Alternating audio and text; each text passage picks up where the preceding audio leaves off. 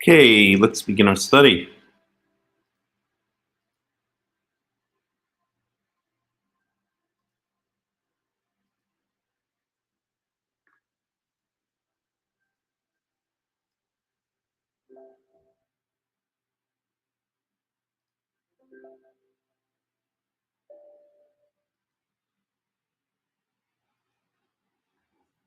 All right, so we are in Parashat Ki Tavo, and well, no better way to start than to dig in. So let's dig in. We're starting in Deuteronomy chapter 26, and off we go. Wahaya ki tavo אל הארץ, אשר יהוה אלוהיך נותן לך נחלה וירשתה. I'm sorry, וירישת וישבת בה.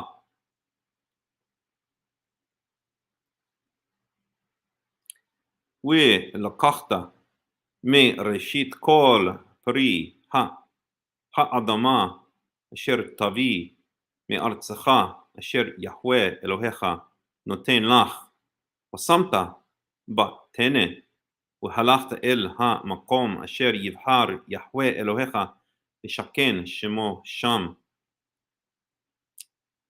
Okay, so when you come into the land, so this is a common refrain, okay? Vaya ki tavo el haaretz, when you come into the land. We've seen this before. So let's even see if we can find, let's do a search for this phrase. We could do it on Safaria.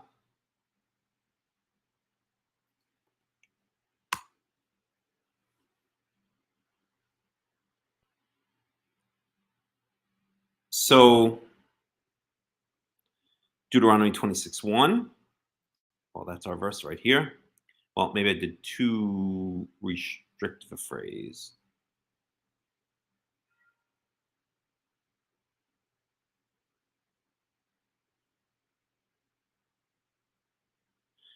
Well, we have Deuteronomy 17:4 with that same phrase right over here. Ki tavo el haaretz asher Yahweh Elohecha noten lach.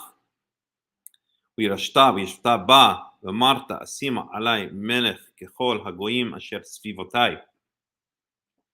So this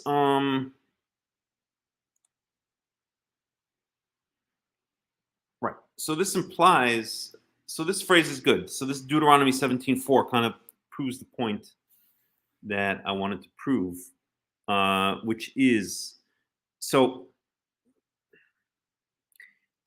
here we have this commandment to bring the first fruits, okay, but it's not clear because the Israelites are now standing across from the border, okay, and so does it mean that when they come into the land, do they bring the first fruits once they get into the land? In other words, saying, "Hi, we're here in the land, and we're going to bring a first fruits offering," as a way of thanking God for bringing them into the land, or is this something that's done each and every year? Right? It's not clear, as a matter of fact. And so by looking at this verse over here in Deuteronomy 7:14 and 17:14, we see that this phrase, Ki tavo el haaretz, asher Yahweh Elohecha noten lach, okay? Virashta v'yishavta ba, I think it may even be the same thing here. It's exactly, okay, the same phrase all the way out to Yeshavta ba in 26:1 and in 17:14, okay? But here in Deuteronomy 17:14, let me see if I can make this a little bit larger. V'amata asima alai melech kechol hagoyim asher svivotai. So this is not going to be done right when they enter the land, right? We know this isn't done into the time of Samuel, until the time of Shmuel. So the implication is that this phrase "ki tavo el haaretz" doesn't mean as soon as you go into the land, but it's a way of saying once you live in the land, okay? So this would imply, therefore, shedding light back onto our verse, onto Deuteronomy 26:1, that this is not, it's not that you bring the first fruits just when you go into the land. Ooh, how did I get here? Okay. Hello? I don't know what I did. Okay, good enough. Oh my. Let's try that again. There we go. Not just once when you get into the land, but each year, right? It would imply that this phrase implies that once you're living in the land, okay?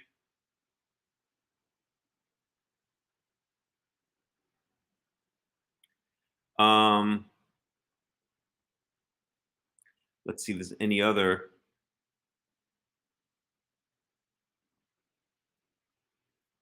verses that would support that.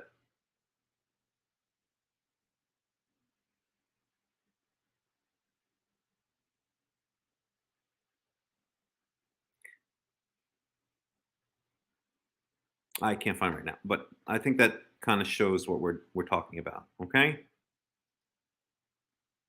Okay. So, Reshit. So, and let's get a little commentary on this. Okay. So let's see here. So we're now using this Sonsino. So this is Deuteronomy 26. Let's see if I can find it now. It's a little bit in a weird order. So that's 24.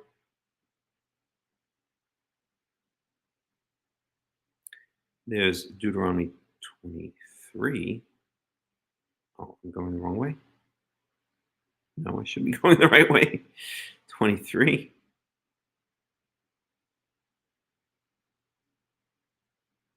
There's Deuteronomy 24. 25.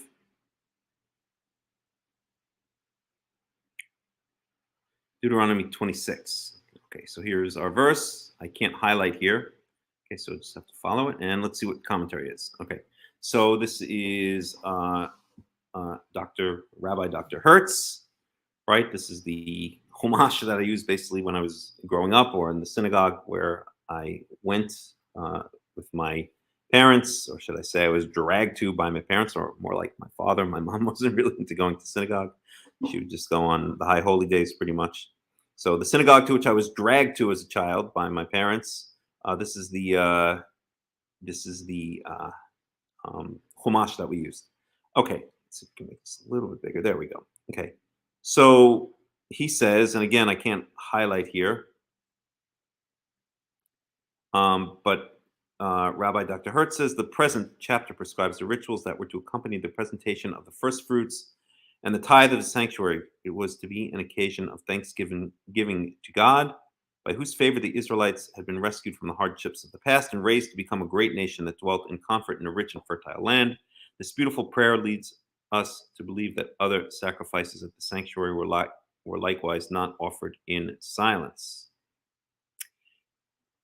So, of the first of all the fruit, not the first of every kind of fruit, but of the 7 kinds of fruit mentioned in Deuteronomy 8:8. Well, that's not true. That's not necessarily true. That's rabbinical speculation. Okay, so it doesn't really say that much about the whether we do it once when we enter the land, or whether we do it continuously once we enter the land. Let's see if we can go back to here. Let's look at Robert Alter.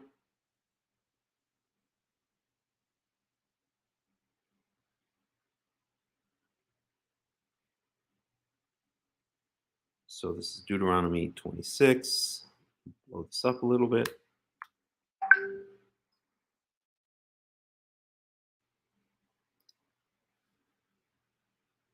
And we don't have any comments here, really. Well, we have a comment on verse 2.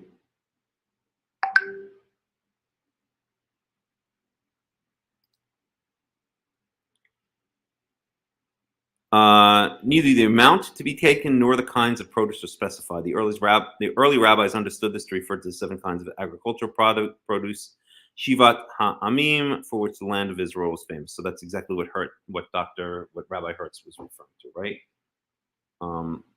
Chita and Seorah, Te'ena, etc. Right? So, okay. Okay, let's go on. I think I actually would like to get back to what I used to do, which is read through once and then go back and comment, because we're not getting through these parshas. I'm going to do that. I'm going to try to have discipline, and I'm going to read through the entire parsha once, and then we can go back and discuss it. All right? Even though I always say I'm going to do that, and then I don't, I'm going to really try to do it this time. Okay? So, we were in verse 2. Okay? ולקחת מראשית כל פרי האדמה אשר תביא מארצך אשר יחווה אלוהיך נותן לך ושמת בתנה והלכת אל המקום אשר יבחר יחווה אלוהיך לשכן שמו שם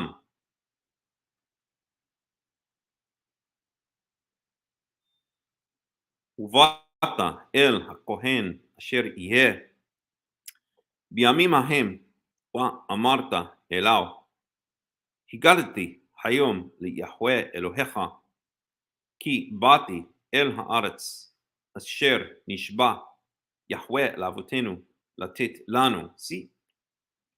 Okay, I'm stopping. Okay? So you to declare that I've come into the land, right? So this is the question I've had for many years. Maybe we can get to the bottom of it, and we'll try to. Okay? Is this something that's done once? For instance, like the curse on the curse and the blessing on Mount Gerizim and Mount Eval, or is this something that's done each year? We're going to talk about that, but let me go ahead and try to stick to my promise. Okay. Elohecha ki bati el haaretz asher nishba Yahweh laavotenu latet lanu. Verse 4. U'elakach hakohen hatene miyadecha wahiniho lifnei mizbah Yahweh Elohecha.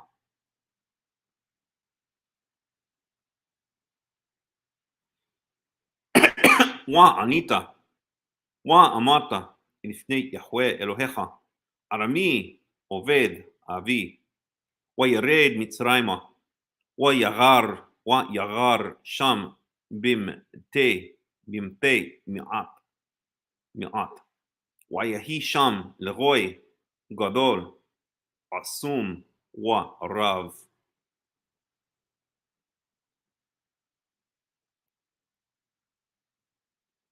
What? So just one quick comment. This is now when the first fruits are brought. The person gives this whole speech about how our forefathers were down in Egypt and they oppressed us and we exited to this beautiful land, right? So this whole thing is connected to coming into the land, which is kind of, I guess you could say, evidence for the fact that it's done as one of these rituals that you do once when you first come into the land, right?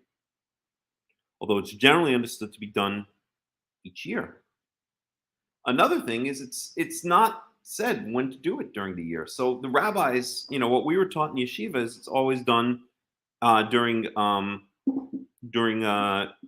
Chag Shavuot, okay, the Festival of Weeks. But there's a little problem here because you are supposed to bring a first fruits offering, but it's not this one. It's the first fruits of the wheat offering, and it's a communal offering. It's not that each person brings their own first fruits. It's a communal offering to represent the first fruits of the wheat harvest. Okay? But let's try to get to the bottom of this. One, Yara'u Otanu Hamisrim wa Ya'anunu wa Yitnu Alenu Avodah Kasha Wanit'ak El Yahweh Elohei Avotenu, וישמע יהוה את קולנו, וירא את עניינו, ואת עמלנו, ואת לחסנו. ויוציאנו יהוה ממצרים, ביד חזקה ובזרוע נטויה, ובמורא גדול, ובאותות ומופתים.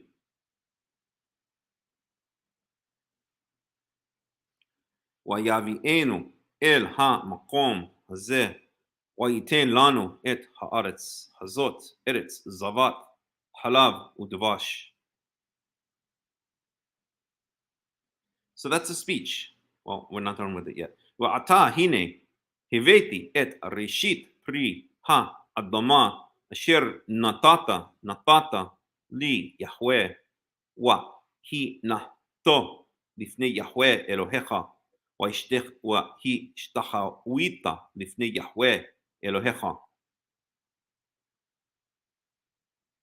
ושמחת בכל הטוב אשר נתן לך יהוה אלוהיך, ולביתך אתה והלוי והגר אשר בקרבך.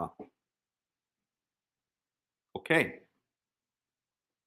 So that's that. That's the first fruits offering. Okay. And as I said, we'll get back to it. Let's go on to verse 12. So now we have something else. כי תכלה לעשר את כל מאסר תבואתך בשנה השלישית shnat ha'ma'aser. So now we have this idea of the third year, okay, being the ma'aser year, the tithing year. Okay, third year in what? In a 7-year cycle. What, it couldn't possibly be referring to anything else. Okay, with the 7-year cycle culminating with the 7th, the Shemitah year, right? With natata la lewi lager lager le yatom wa la almana wa akhlu bisha'arecha wa saveu.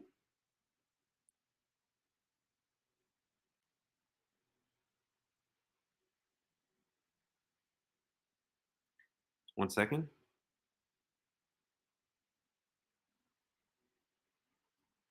Verse 13.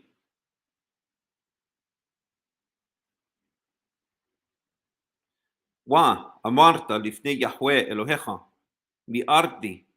ביארתי הקודש מן הבית וגם נתתיו ללוי לגר ליתום ולאלמנה ככל מצוותך אשר ציוויתני לא עברתי ממצוותיך ולא שכחתי.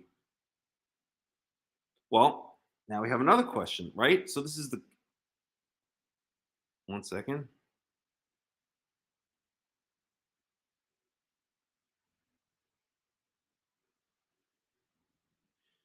Well, we'll get back to that later. Let's just read through. Verse 14.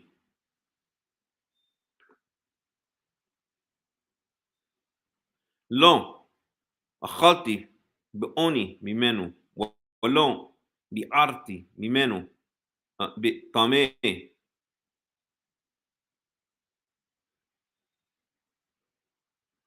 One second. ולא נתתי ממנו למת, שמעתי בקול יהוה אלוהי, עשיתי ככל אשר ציוויתני.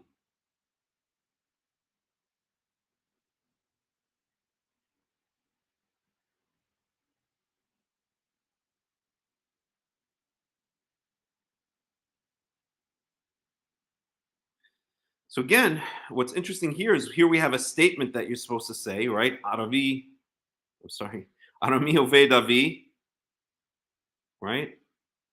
This whole statement here. And now we have another statement. It seems to be a word-for-word statement, right? So you say the statement.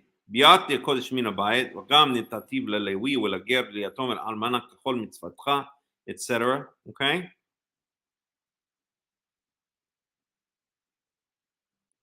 And then you say this is kind of a blessing, I guess you could say, or a prayer. Ashkifa mim'on qadshcha min ha-shamayim hu barech et amcha et Israel wa et ha-adama asher natata lanu kasher nishbata la'avotenu eretz zavat halav udavash. Okay, so we'll get back to these two laws later. I'm trying to stick to my promise to go through the parsha. Alrighty. Shabbat shalom, Eitan. Oops, let me get rid of this banner.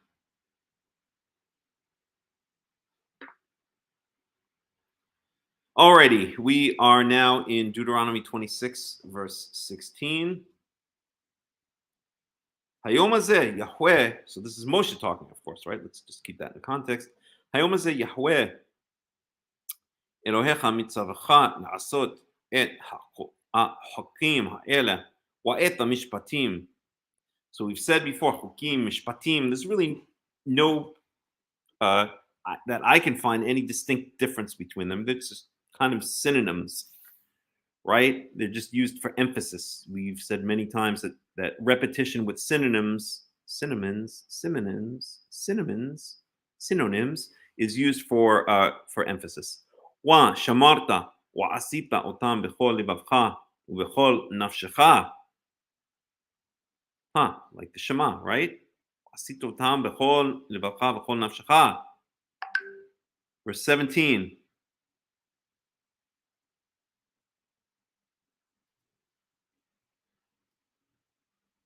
את יחווה, המרת היום להיות לך לאלוהים, וללכת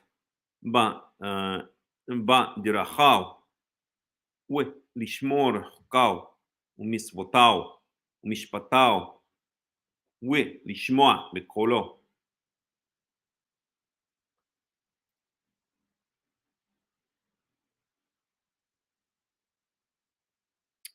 Verse 18. ויחווה האמירך היום להיות לו לעם סגולה כאשר דיבר לך ולשמור כל מצוותיו.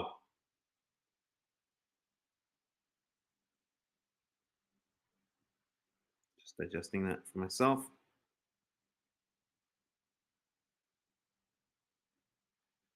Okay, verse 19.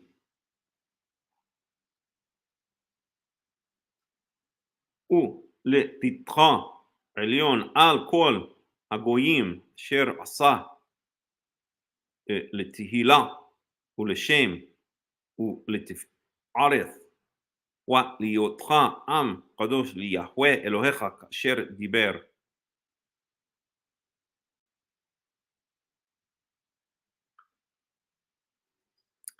Okay, Deuteronomy 27. Now we get to Mount Ebal. Okay.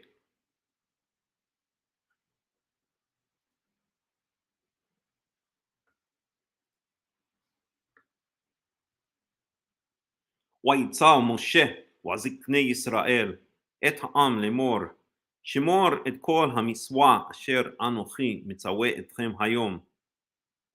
So this is interesting. ויצא משה וזקני ישראל את העם. So now it's not just Moshe, or not just Moshe and Yoshua commanding the people, it's Moshe and the elders of Israel. So the elders of Israel seem to be this kind of court.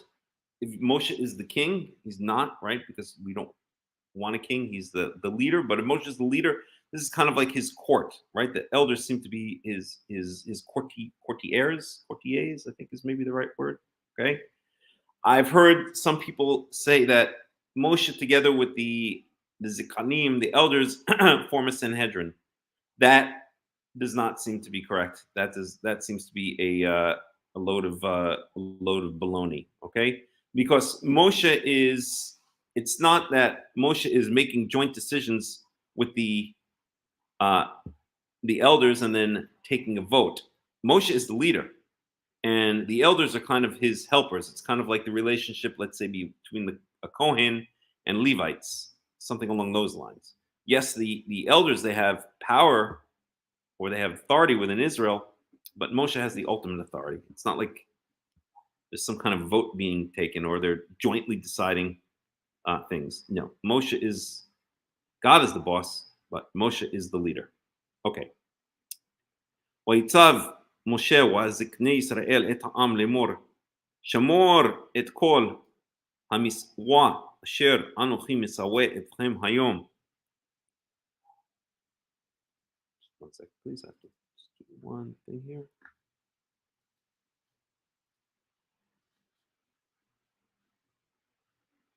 והיה ביום אשר עברו את הירדן אל הארץ אשר יחווה אלוהיך נותן לך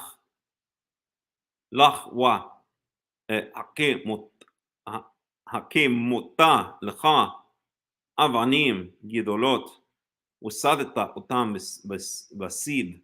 Okay, so now we have a different language. We saw in Deuteronomy 26, we had this phrase, okay, כי תבוא אל הארץ שיחווה אלוהיך נותן לך נחלה, etc.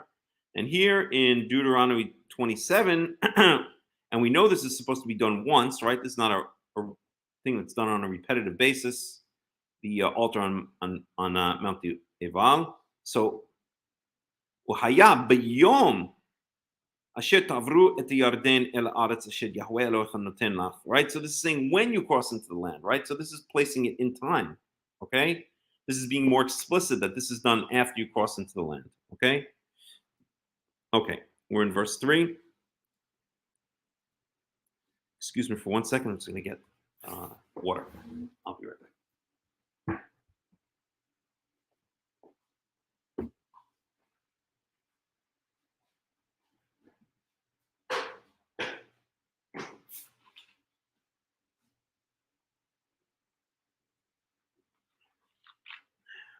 Okay. Back down to my favorite spot.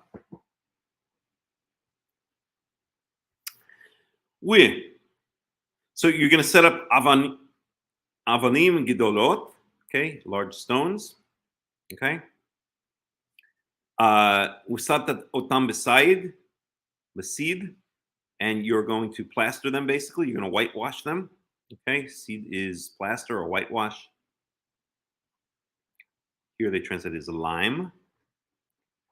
See how Robert Alter translates it very quickly.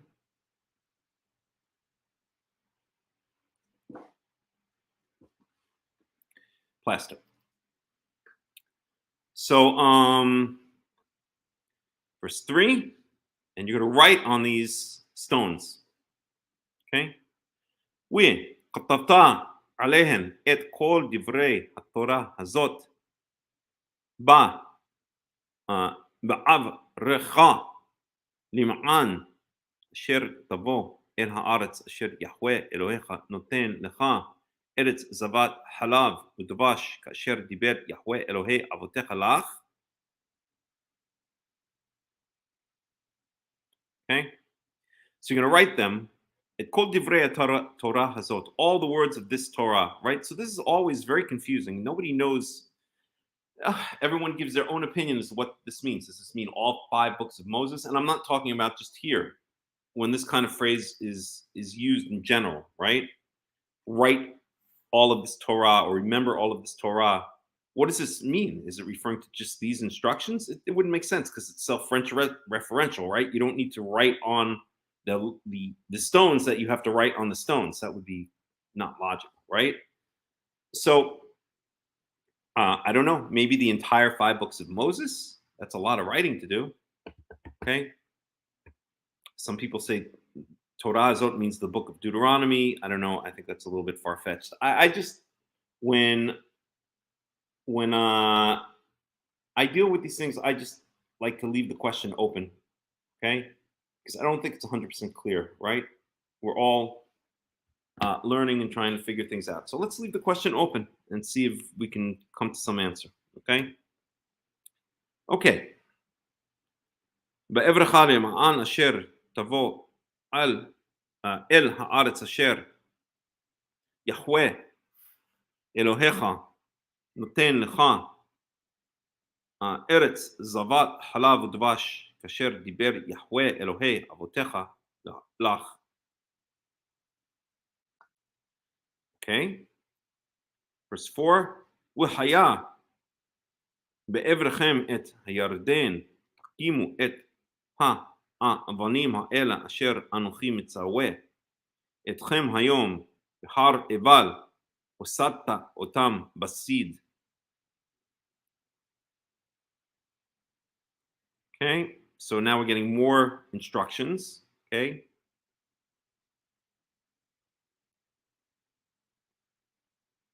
It's going to be done on Har Eval. Verse 5.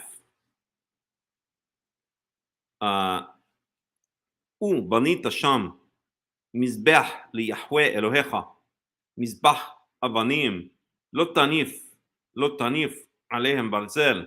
So now you're going to build a stone altar, right? Not the same stone altar as the one that's in the tabernacle, right? Unless this temporarily becomes like the place, right? The place moves around until Jerusalem, the place that God chooses to have his name dwell, moves around until Jerusalem is chosen. Avanim shlemot tivne et mizbach Yahweh Elohecha alita allow olot liyahweh Elohecha. So you're gonna sacrifice burnt offerings, or as we're calling them. That's in my list of translations. I thought it was in my list of translations. Fully burnt offerings. Okay. I should put it in, but another time. Okay. Right? Olot means everything goes up in flames. Okay. They sometimes are referred to holocausts. That's where we get the word Holocaust from in English, anyway. Okay. In Hebrew, shoah, which comes from a different word, not from olot, right? But the English word Holocaust, which means completely burnt, right? Hollow, like holistic, right? Holistic is like whole medicine, whole, right? Cost, like caustic, right? Burning. So Holocaust means completely burnt, and so these olot offerings were translated into English as Holocaust offerings because everything is thrown onto the altar, and except for the blood and burnt. Okay, the blood is never thrown onto the altar.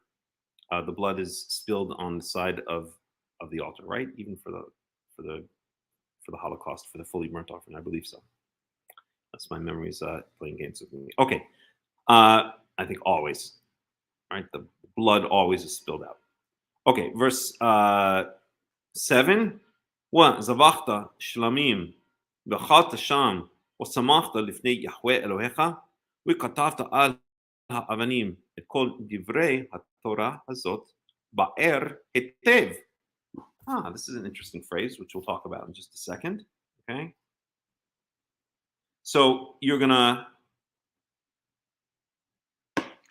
write on these stones all of the words of the Torah, this Torah, whatever this Torah entails, right?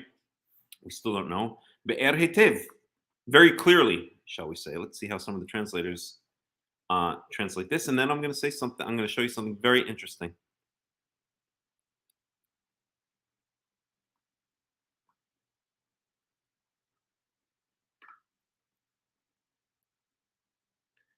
Okay, so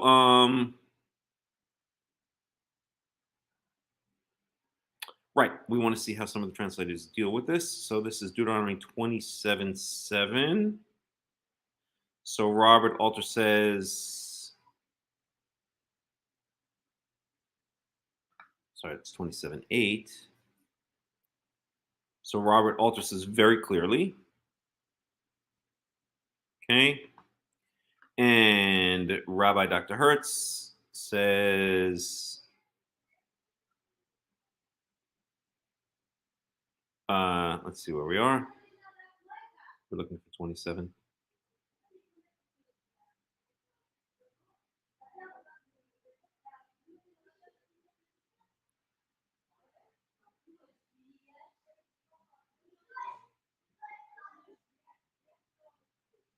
That's 26. 27. Confused. All right. Yeah, it's this weird thing where you have to go back up. Okay, so that's 861. That's 860. That's 861. That's 862. So there we go. No, that's 27. There's 27. And I can't highlight here, so you're just gonna have to follow along as best you can. Okay. So in verse 8 is going to be, wait, I have to go back up. Be'er hetev. Okay, right here. I'll try to put it in the middle of the screen, and the Sonsino translates it as very plainly. Okay, so very plainly. Robert Alter translates it as very clearly, and we can go to Everett Fox.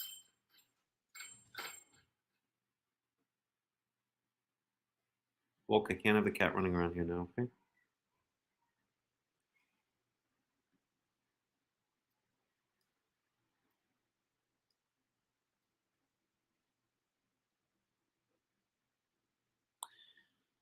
All right, we're almost there. 27:8. And shall write on the stones all the words of this instruction explained well. So we get the same general idea, okay? Now let's take a look at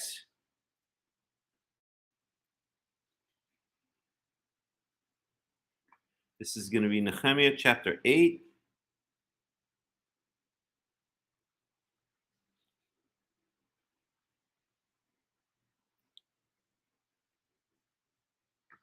Let me just find it.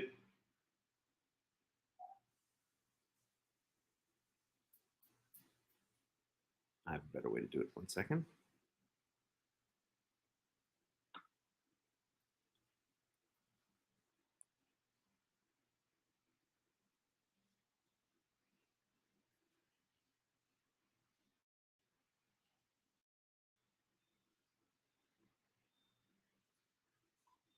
No.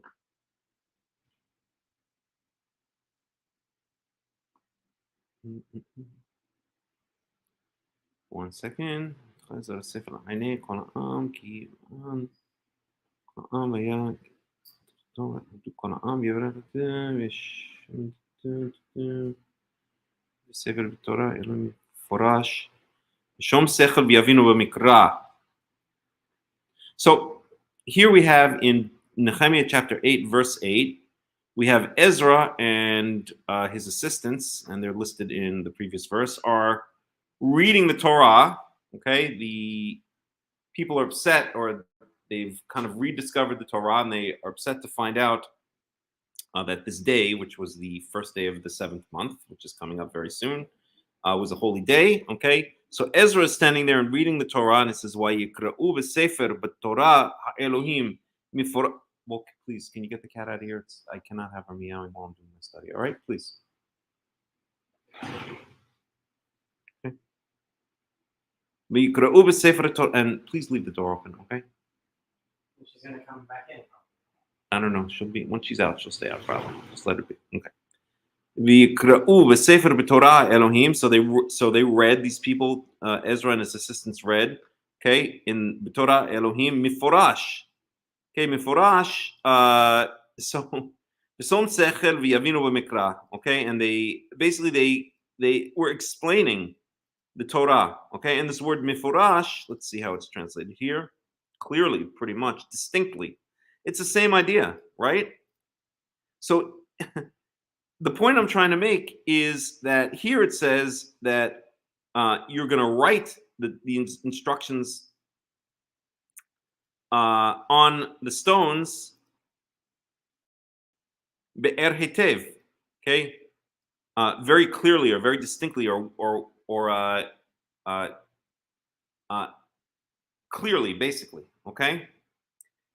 So when you use this phrase that you're doing something with the Torah very clearly, or you're writing the Torah very clearly, here you're explaining the Torah miforash, which is the same idea, very clearly, very what was the word that was used here again? Let's see, very distinctly, okay.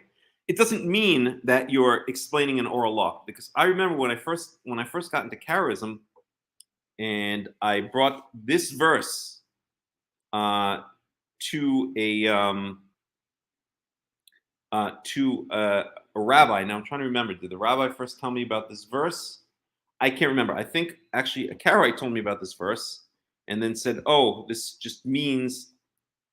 Maybe it was the rabbi who told me. At any rate, I brought this verse to my former rabbi right when I was becoming Karaite, and he said to me, "Look, this verse proves there's an oral law, because the Ezra and his assistants, they were reading the Torah and they were explaining it, right? Because it says miforash v'som sechel v'yavinu b'mikra. It basically says they were explaining, right? If we're to get an English translation, okay? It basically says explaining. They're making the Torah understood to the people, okay?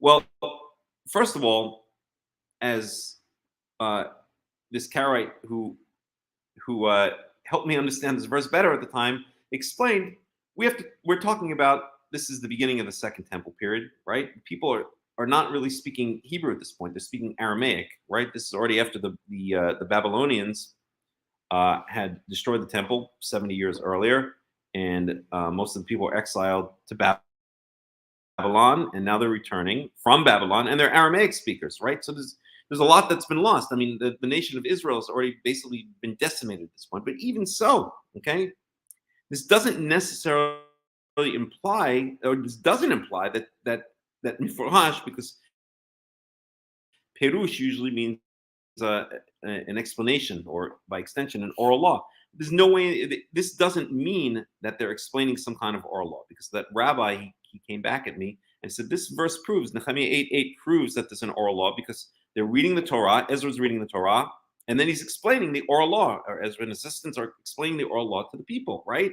They're making it known, okay? They're making it understood. That's the oral law, okay? But we see here that the same kind of phrase, be'er tev, is used for writing the Torah. They wrote it be'er hetev, okay, very clearly. Here, okay, they read it how?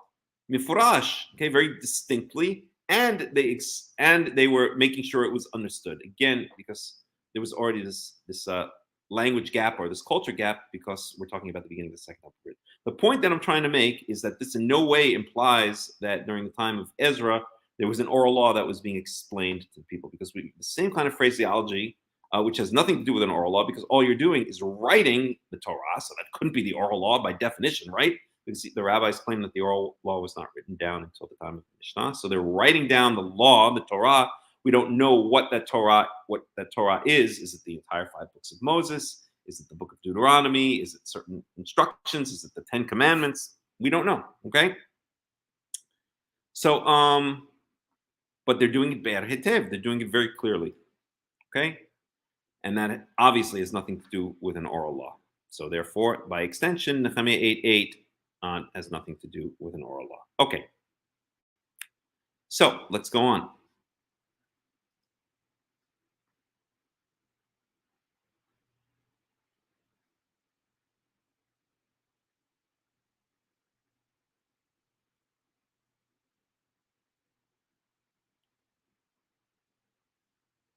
All right, so we're in verse 9.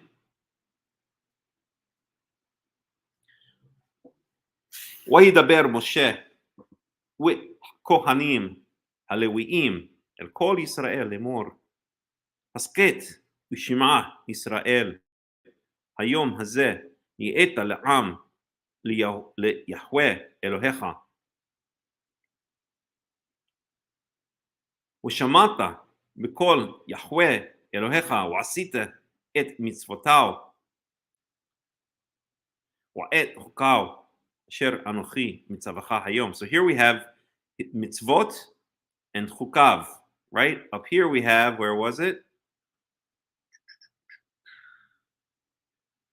There was the previous chapter, but we had chukim and mishpatim. So these words, mitzvot,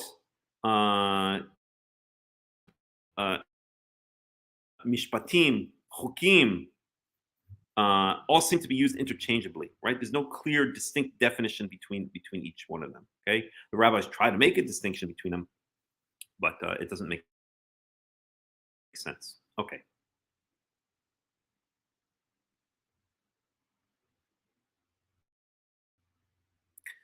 So what is this referring to? So this is just kind of a I guess you could say a statement, right? So Moshe, again, they're talking about what they're going to do when they enter the land at Har Ebal, these stones and this altar. But then this is kind of a statement, okay?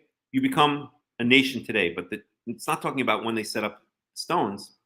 It's talking about the day that Moshe is giving the speech, which is still on the other side of the Jordan, right? Because Moshe never enters into the land. Okay.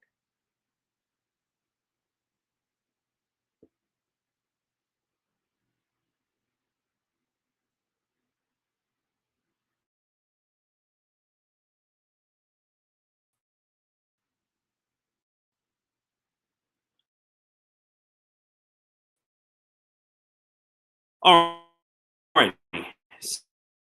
So now we get to the curse. So let's we have stones being set up, the Torah being written on Mount Ebal. We have an altar being set up on Mount Ebal, and sacrifices, olot and shlamim, holocaust or fully burnt offerings and shlamim, which I think are usually translated as peace offerings, although when we were studying Leviticus, I think there was a better translation. At any rate, let's go on. Let's see what else goes on at Mount Ebal. Okay. ויצב משה את העם ביום ההוא לאמור, אלה יעמדו לברך את העם על הר גריזים בעברכם את הירדן, שמעון ולוי ויהודה ויששכר ויוסף ובנימין. So these are going to be the tribes that on Mount Gerizim, and they're going to bless the people. They're going to say the blessings. Okay? وَأَلَا يَعْمْدُوا عَلَى كْلَالَا بِهَارْ عِبَال رُؤُبَيْن Gad, Asher, Zvulun, Dan, ונפתלי. وعנו הלוויים ואמרו כל איש ישראל קול רם. So, okay, a couple of interesting things here.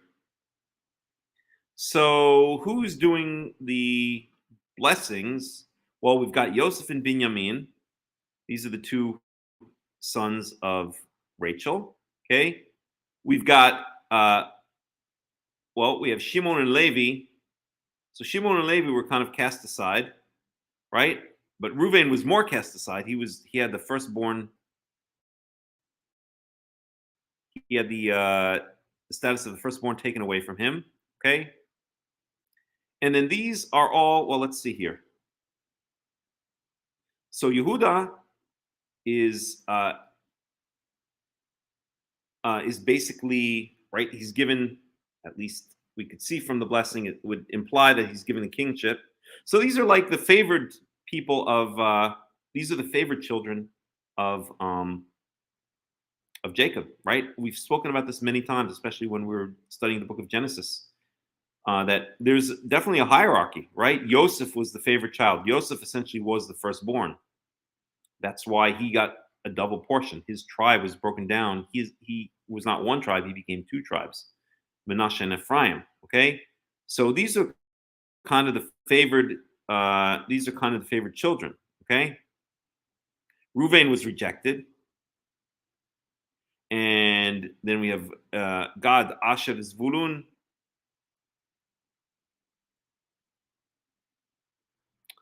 Dan and Naphtali, right? So let's take a look at this.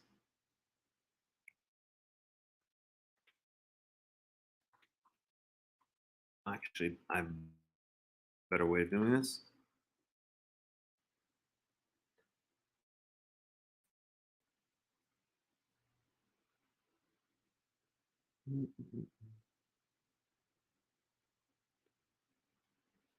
Okay, so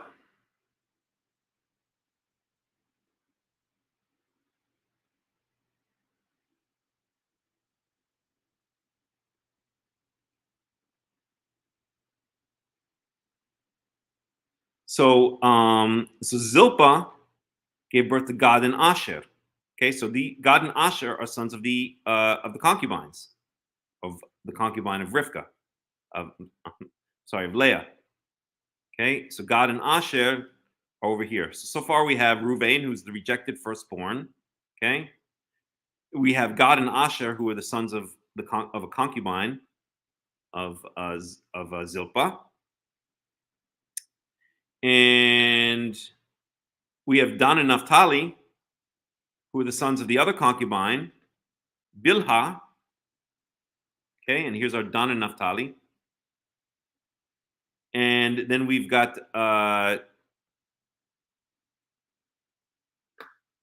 one second. And then we've got Zvulun. So Zvulun was the son of Leah, right? You see it right here.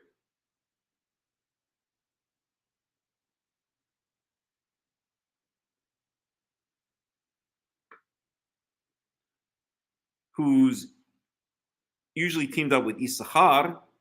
Issachar is on the other side. So Issachar and Zvulun are the only two that are kind of split up.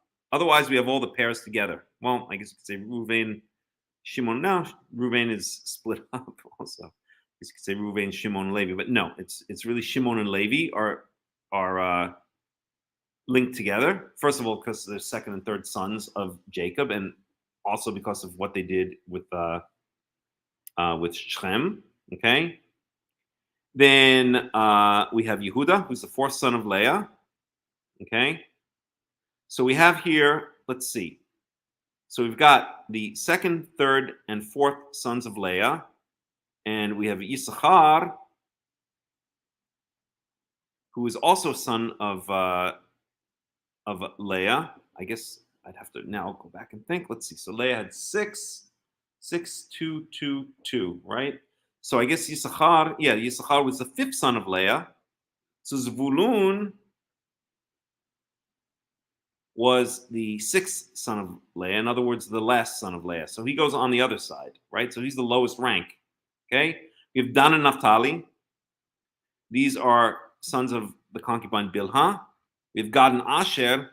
These are sons of the concubine Zilpah. And we have Ruvain, who's the rejected firstborn. So these are the less favored children. There's no other way to understand it. Okay. I'm sure Jacob, as a parent, as all parents do, love all of their children.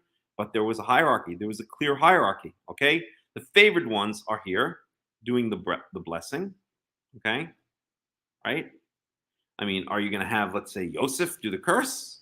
No. Yosef and Binyamin, and of course, Yosef and Binyamin, Yosef is referring to Menashe and Ephraim because he's broken down into two. Okay.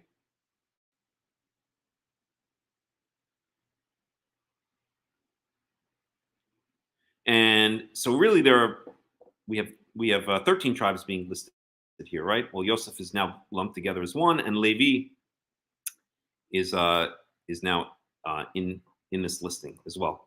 Basically, what I'm trying to make a long story short, what I'm trying to say is the favored children, and I'm sorry, but there's no other way to look at it. The favored children are doing the blessing, and the less favored children, the sons of the concubines and a rejected firstborn, and the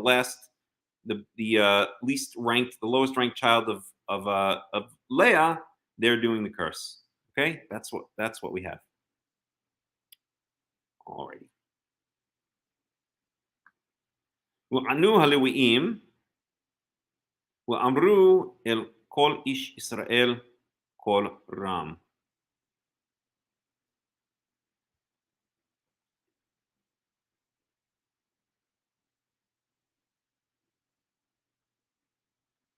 So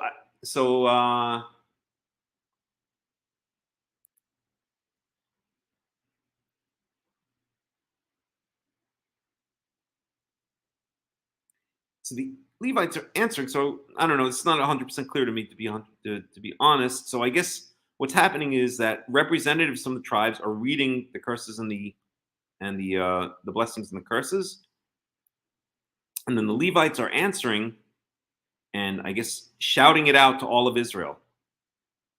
That would be my take on it. But we'll look at some commentaries later. Okay. At any rate, here are the curses, right? So this bunch. This is being done on Mount Ebal. Okay, Har Gerizim is the blessing, and Har Eval is the curse. Okay, and here we are.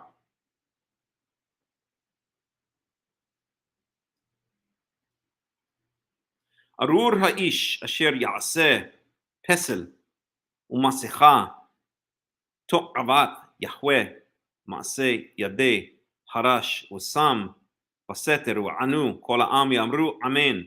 Okay, so now we have all the people answering amen. So what is the setup here? Again, we'll take a look at the commentaries later, but I guess what's happening is representatives from each tribe are reading. The Levites are then shouting out, repeating it by shouting it or by saying it loudly, and then all of the people answer amen. I assume. We'll look at commentaries later. Okay. So, and this is called a to'eva, right? Anyone who does a pesel. Pesel is a carved image. Masecha is a molten image. Okay. So we've carved and molten. So this is an abomination.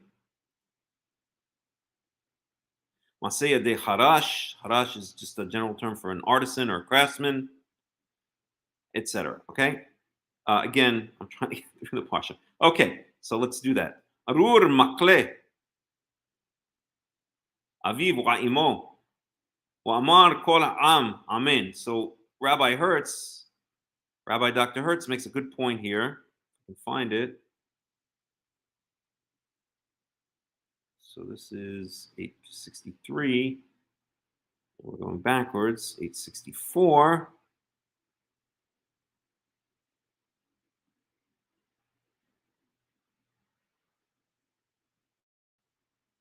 Go up one.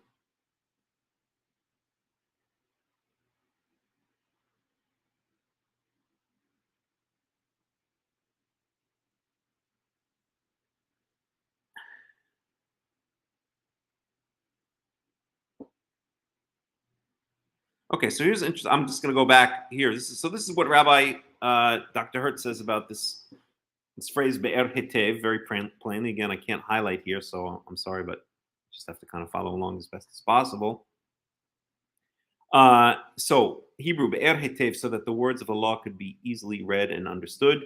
In 70 languages is the deep comment of the rabbis, as its message was for all the children of men. Okay.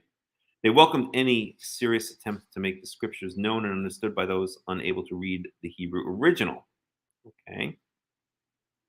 So that kind of implies, that kind of harkens back to Nehemiah 8, right? The Israelites at that point may have not known Hebrew or didn't know Hebrew. They were speaking Aramaic, so they needed to explain to them miforash, right?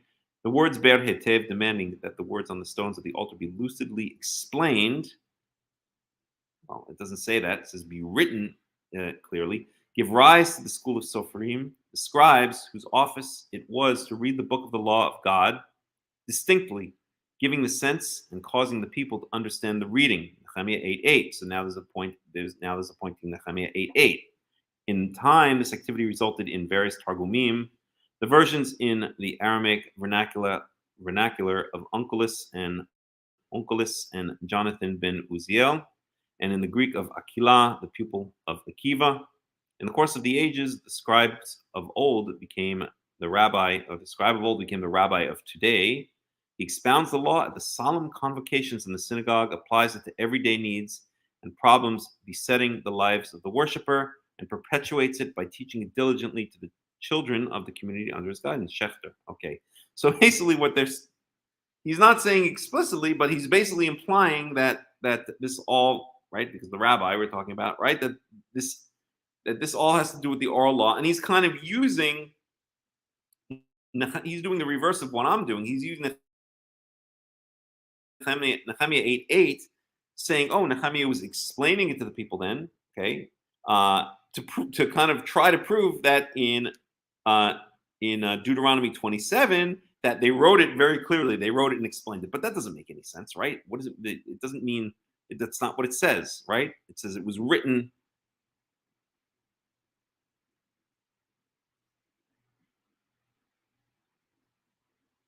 Okay, it was written distinctly, or let's see if we can get a Robert Alter translation on this one. So this is Deuteronomy 27:7.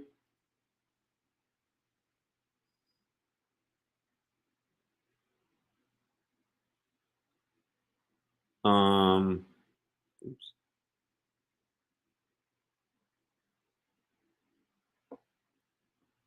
It's 28 already. Let's try this again.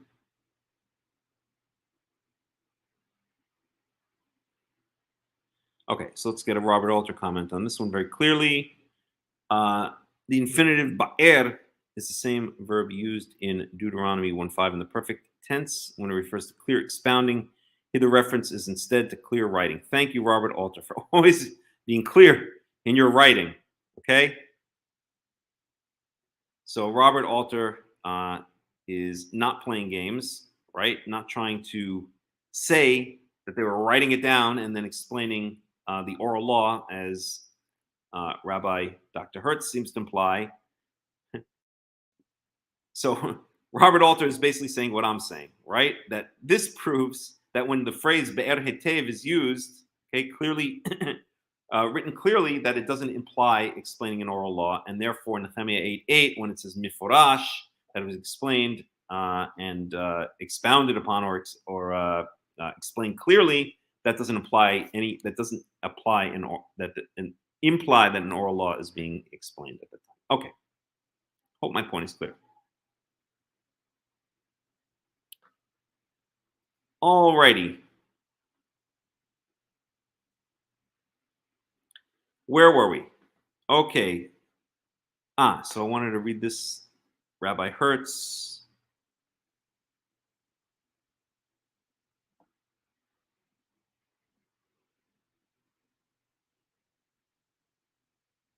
One second.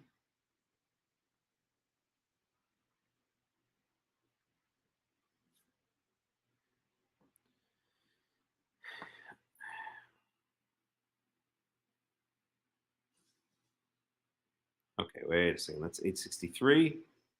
That's 862. So this is now 864.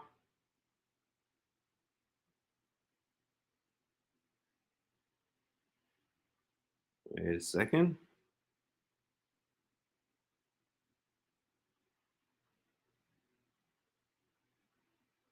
Okay, let's try this again. 863, 62. So we need 864. Oh, there was a nice comment, but I can't find it right now.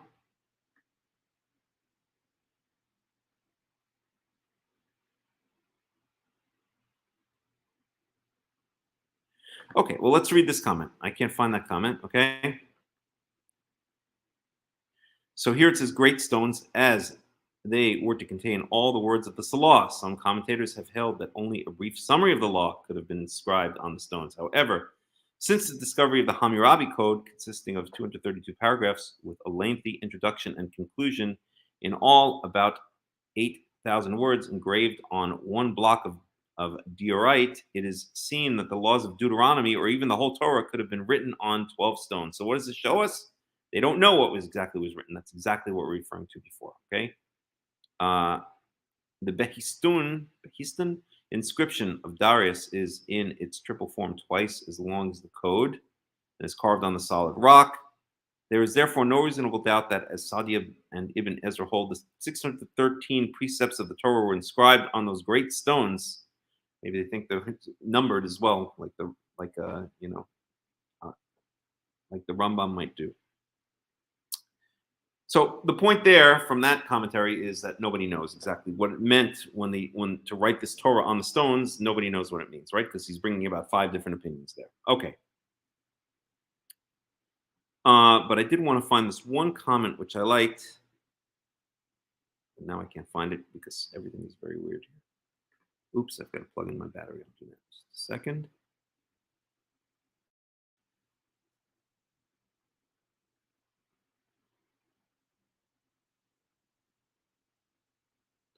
Where is that? It's got to be down here. So that's 862. That's 864.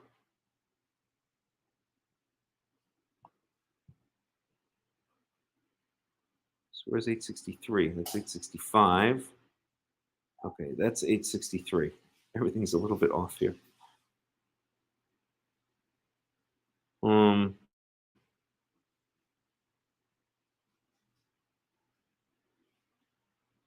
So it's 863. Now we go to 864. That's there. It's 864.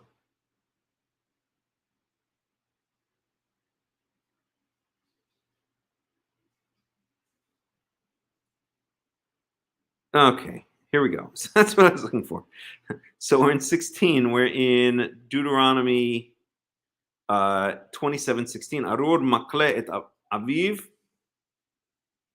Arur makle aviv wa imo wa amar kol am amen. Okay. Cursed is he who dishonors, who curses, who dishonors is what this translation I have here says. Here also, Rabbi Hertz says dishonors, dishonoreth. Okay, so the opposite of what we saw in, maybe I can close out Nehemiah 8:8 for now. In Exodus 20, the 10 Commandments.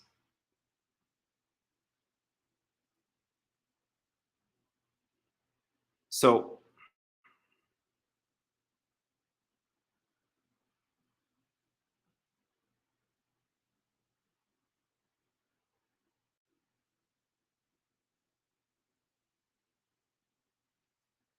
So here,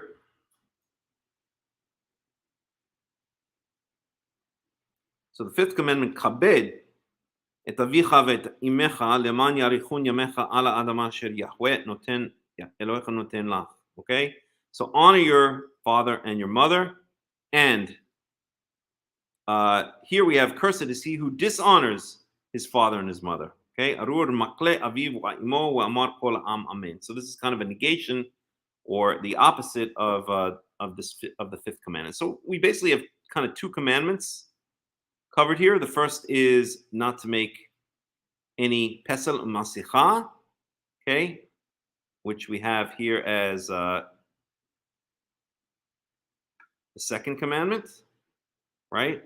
Lo ta'aseh lecha kol pesel v'kol tmuna, etc. So we've heard two commandments. Okay, let's go on. Arur masig gvul, arur masig gvul re'ehu wa amar kol ha'am amen. Cursed is he who moves his neighbor's border. Well, that's not one of the 10 commandments. Okay, you could say it's lo tignov, maybe don't steal, but could have just said arur. Cursed is he who steals, right? But that's not what it says here. Okay. Arur mashge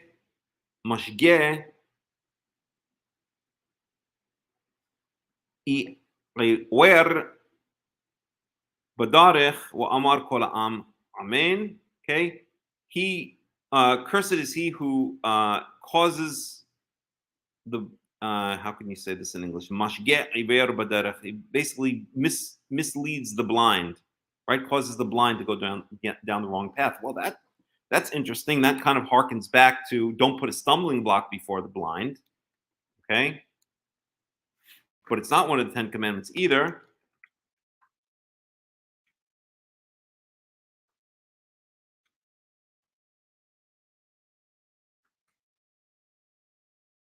And let's find it.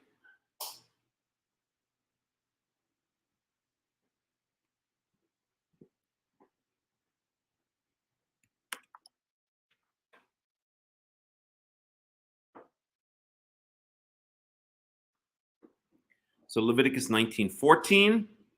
Okay. Okay, do not curse the deaf or put a stumbling block in front of the blind, but fear your God. God, I am the Lord.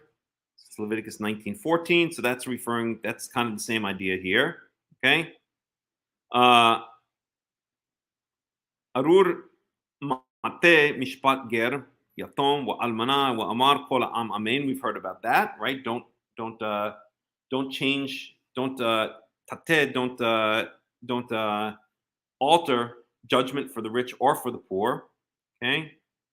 Arur shochev im eshet aviv ki rila knaf aviv wa amar kol am amen. Okay, so cursed is he who has sexual relations with his father's wife. Okay, any of his father's wives, not just referring to his own mother. Okay, so that's sexual immorality. That's in Leviticus 18 through 20, basically. Okay, and now we have some more sexual immorality stuff. Aru shochev im kol behema wa amar kol am amen. Bestiality.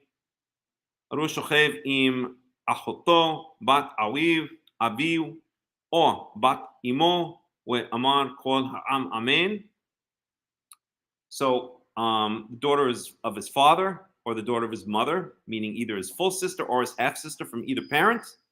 Okay, we know that is exactly what happened with Amnon and Tamar, right? Amnon, the son of David, raped Tamar, who was also the son of David, who was the brother from the same mother, not the brother from another mother. The brother from the same mother of Avshalom. Tamar was Avshalom's brother, so Avshalom in the end kills Amnon, and both of them were their mother was oh gosh, what was her name again? Let's look it up. She was the foreign woman.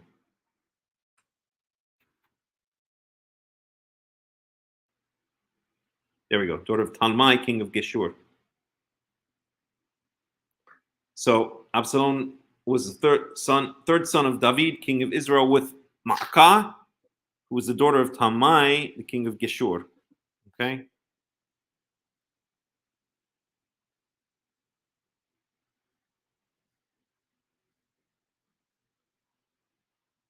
Alrighty. So, anyway, I digress.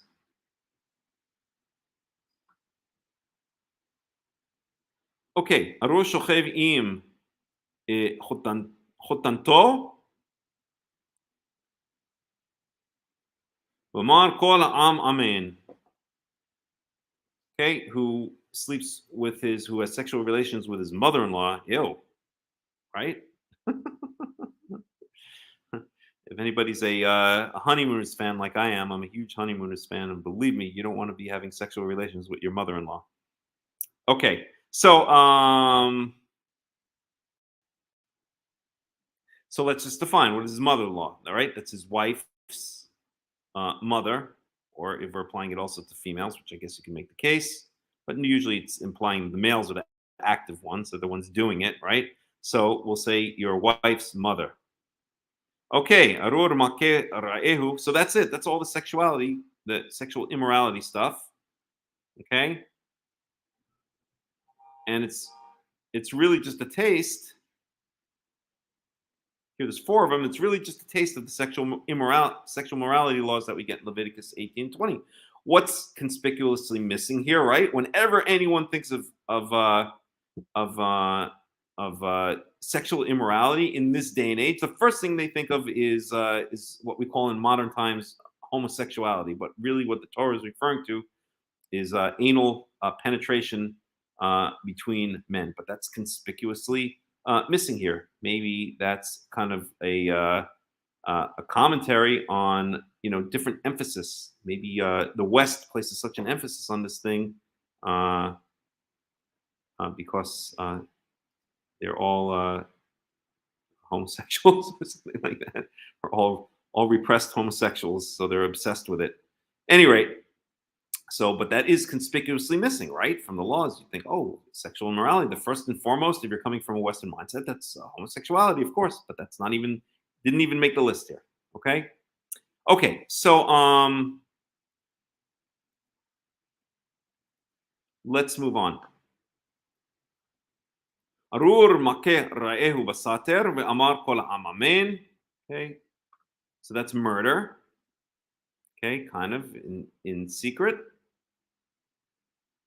just as David did, right? David slept with Bathsheba in secret, and had Uriah the Hittite killed basically in secret. And then the punishment that Natan comes and tells David is that you did this in secret. You slept with Uriah's wife in secret, but your wives will be slept with before all of Israel. And that's exactly what happens. Absalom, when he does his revolt, sleeps with David's concubines on the roof of the palace for all to see.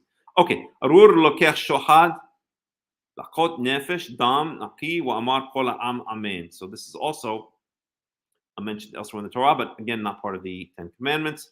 Arur asher lo yakim et divrei haTorah hazot la'asot otam wa amar kol ha'am amen. Okay. So we got through the cases.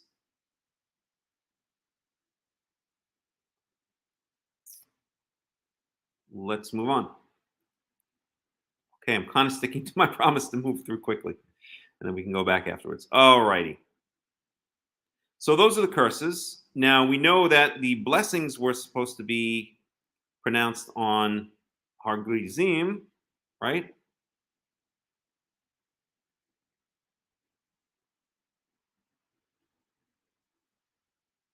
We know that the blessings were supposed to be pronounced on Har Gerizim. Okay. From the 6 favored tribes, shall we say? Okay. So where are the blessings? Oh. It's just taking so slow. Uh-oh, I think I'm having internet problems. But we'll just forge ahead. Okay, so Deuteronomy 28. But there's no blessings that are explicitly being stated here, right? In other words, blessed is he who does such and such. Blessed is he who does such and such. Okay? Well, now we're talking about blessings. Maybe this is what was read in Har Karaism. Not really clear. Okay, let's go on. So this is Deuteronomy 28, and to finish this parsha, we have to get through where are we going to? The end, basically through this chapter, which is a long one.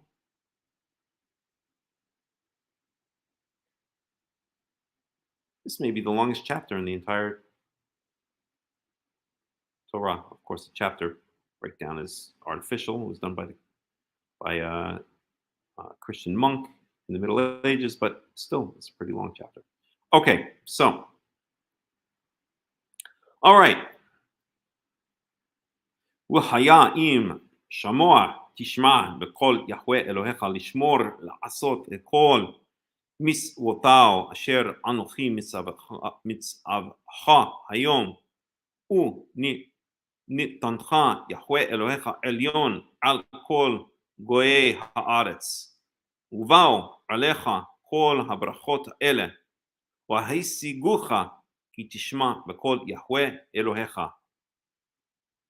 So this is different. This is not, with the curses we had, cursed is he who does such and such. Cursed is he who does such and such. Here it's not, blessed is he who does such and such. It's just various blessings. So maybe this is what was read on Mount Gerizim. Although I remember, I think Hertz actually mentions again. Oh boy.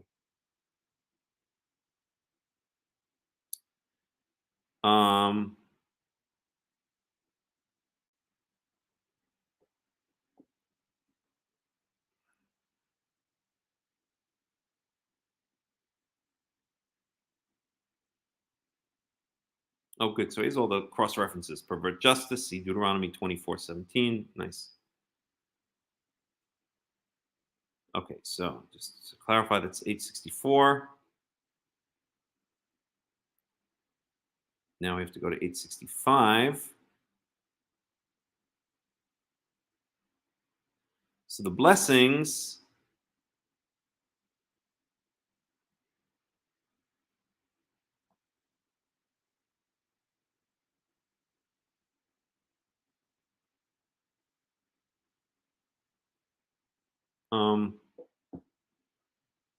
well, I can't see now where he mentions it. Let's go down here. I can't see where he mentions it. But basically, the blessing, he mentions that the blessings are not, there are no blessings that are stated explicitly in the same way that that the curses are. Okay. 62.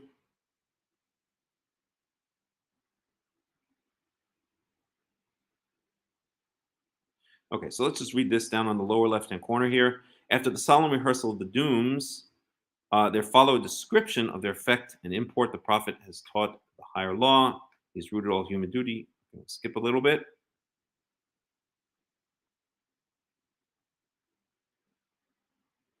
No, that wasn't the comment that I was looking for.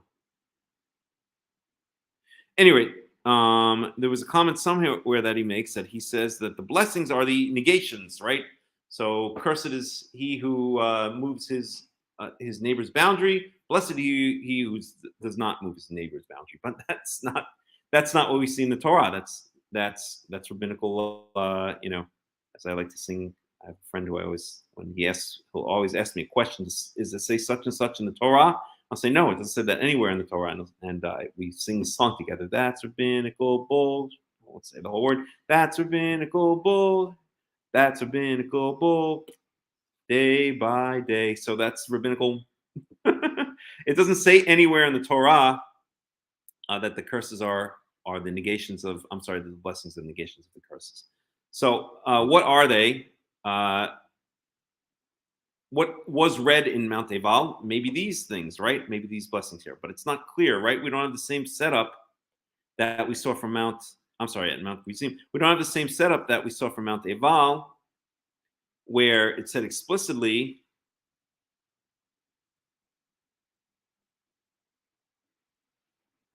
right? This is referring to Mount Ebal. Where was it? Right.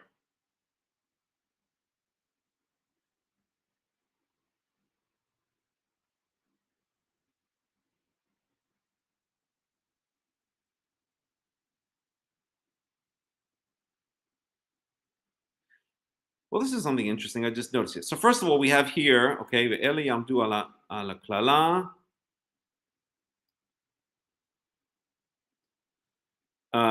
Behar Eval Ruven Gad, etc. Ve'anu alewiim ve'amru et kol ish Yisrael kol ram.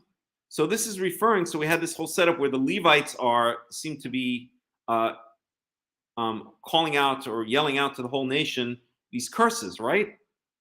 But we don't seem to have that same setup for Grizim, for Har Grizim, for the blessings, because this verse seems to be referring only to what comes next, which is the curses. Also, there's another difference here. So it says, Ele Ya'amdu, this is back in Deuteronomy 27, Ele Ya'amdu levarech et ha'am. It doesn't say to say the blessings, okay, brachot or something like that. It says to bless the nation. So blessing is what we see afterwards. So that would imply that these blessings that we see afterwards are what was recited from Mount Gerizim. Okay, that it's not the same as cursed is he who does this, blessed is he who does this. It's the curseds we see below, and there was a very specific structure for them. The representatives, it seems that the representatives of the tribes would read the curse. The Levites would then repeat it in a loud voice for all of the people to hear, shout it out in a loud voice for all of the people to hear. When it comes to Mount Ebal, we don't have that structure, and we also don't have the same wording here. Okay, because here it says Eli Yamdu ala klala, so these are gonna pronounce the curse. Okay, but it doesn't say these are gonna pronounce the blessing. It says these are gonna bless the people. Okay, so it's a different kind of structure here, and I think it would seem almost for sure from the context that again, I wanted to find that Hertz commentary that he said. I can't remember who he quotes. Give a look for one more second. Well, 1 second.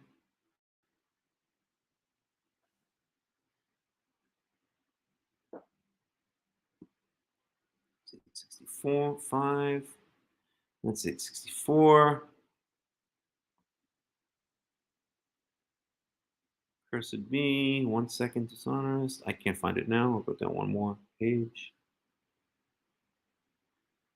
I think it's 66. Okay.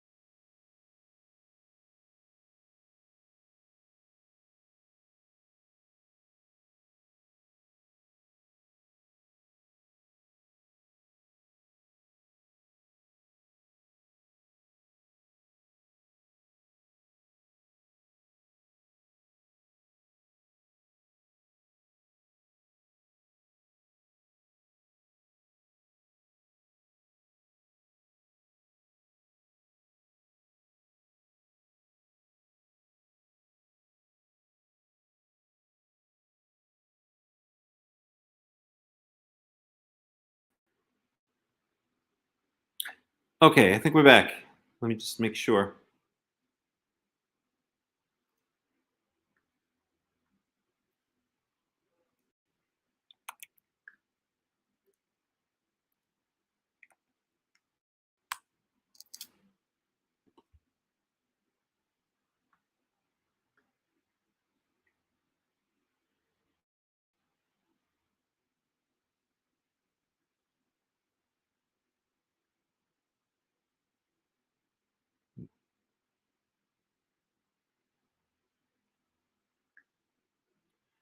We're having some internet problems.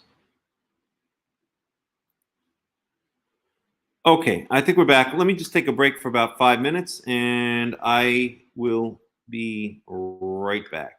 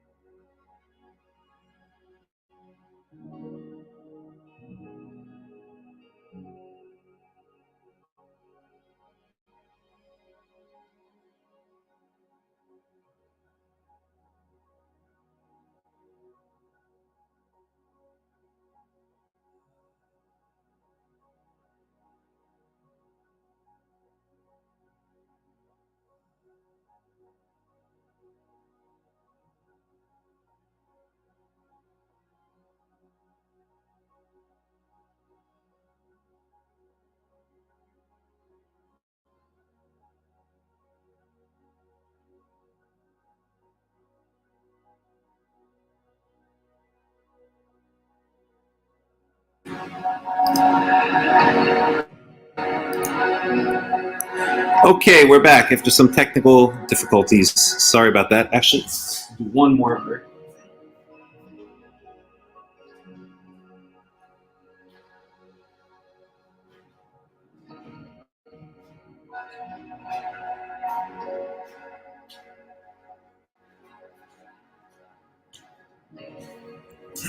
All right. Okay, so let's see what we got here. We'll go for about another 20 minutes or so.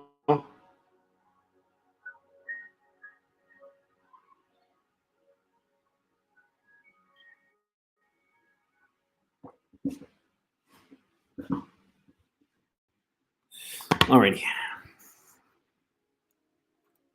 Get rid of this.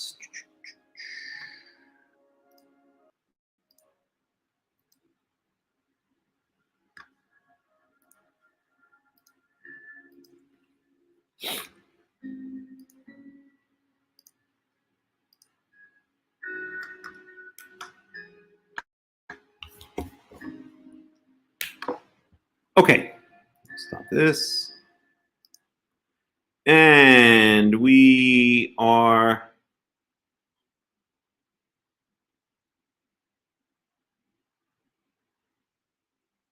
over here, right? So, وَحَيَا إِم شَمُوَ تِشْمَعْ بِقَوْل يَهْوَه إِلَهِך לשמור לעשות את כל מצוותיו אשר אנוכי מצווך היום ונתנך יחווה אלוהיך עליון על כל גויי הארץ ובאו עליך כל הברכות האלה והשיגוך כי תשמע בקול יחווה אלוהיך ברוך אתה בעיר וברוך אתה בשדה. And now it's good because we can get, this is actually very good for context, for understanding the meanings of words, because we have antonyms here. Ir and sadeh are contrasted. I shouldn't say exactly antonyms, but contrast. They contrast with each other. The city and the field. So when we see the sadeh, that means out in the villages, basically. Okay? Or maybe it just means plant the fields where things are planted. Okay. Baruch pri bit necha upri ad matcha upri behemtecha shirar alafecha ve'ashtarot sonecha. Okay, we have some animal phrases. Let's add it to our list. I believe we already have some of these.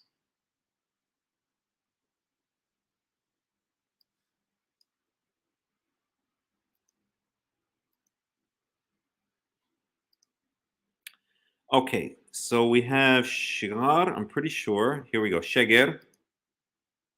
Okay, usually followed by alafecha, and we also have alafecha. So here's that phrase, shigar alafecha. Okay.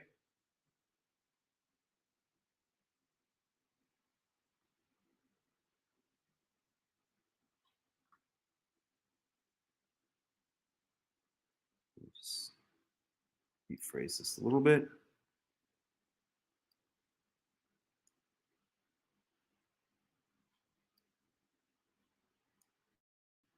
Get rid of this.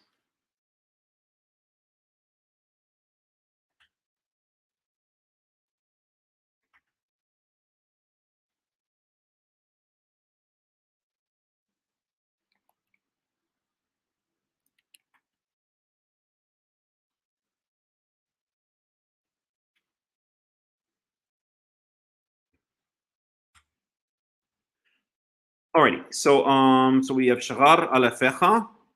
Okay, shigar alafecha, and then we have ashtarot tzonecha. So we have tzon, of course. That's probably one of the first ones up there. So do we have ashtarot? We do.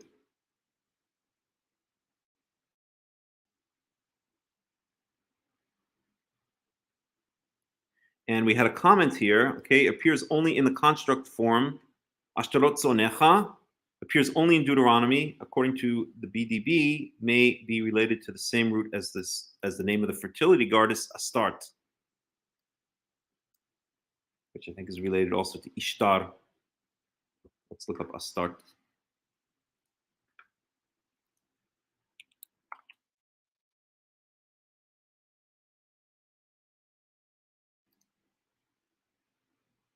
Okay, so Astarte is the Hellenized form of the ancient Near Eastern goddess Astarte, or Atart, a deity closely related to Ishtar, right? So that's what I mentioned.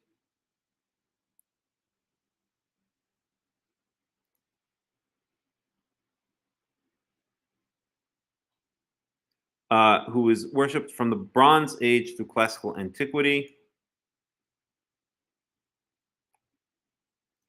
The name is particularly associated with her worship in the ancient Levant. Oh boy.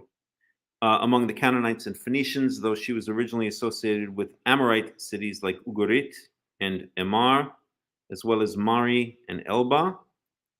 She was also celebrated in Egypt, especially during the reign of the Ramessides, following the importation of foreign cults there. Phoenicians introduced her cult in their colonies on the Iberian Peninsula. Interesting. Astarte was a goddess of both the Canaanite and Phoenician pantheon, derived from an earlier Syrian deity. She's recorded in Akkadian as Asdartu, the feminine form of Ishtar. The name appears in Ugaritic as Atart, Phoenician as Ashtart, in Hebrew as Ashtoret. So if in Hebrew it's Ashtoret, and here we have the word Ashtarot, right? It's pretty close.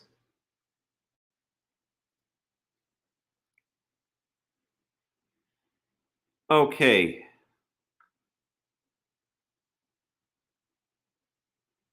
Greek equivalent was Aphrodite. Roman equivalent was Venus. Mesopotamian equivalent was Ishtar. Sumerian equivalent, Inanna. Hurrian equivalent, etc., etc.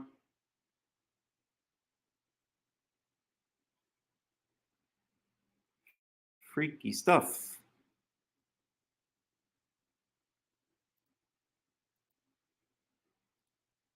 Other deities. Okay, let's just read a little bit more. In various cultures, Astarte was connected with some combination of the following spheres: war, sexuality, royal power, healing, and especially in Ugarit and Emar, hunting. However, known sources do not indicate she was a fertility goddess. Okay. Contrary to opinions in early scholarship. Okay, so that would contradict the BDB. Her symbol was the lion, and she was also often associated with the horse and by extension chariots. The dove might be symbol of her as well, as evidenced by some Bronze Age cylinder seals.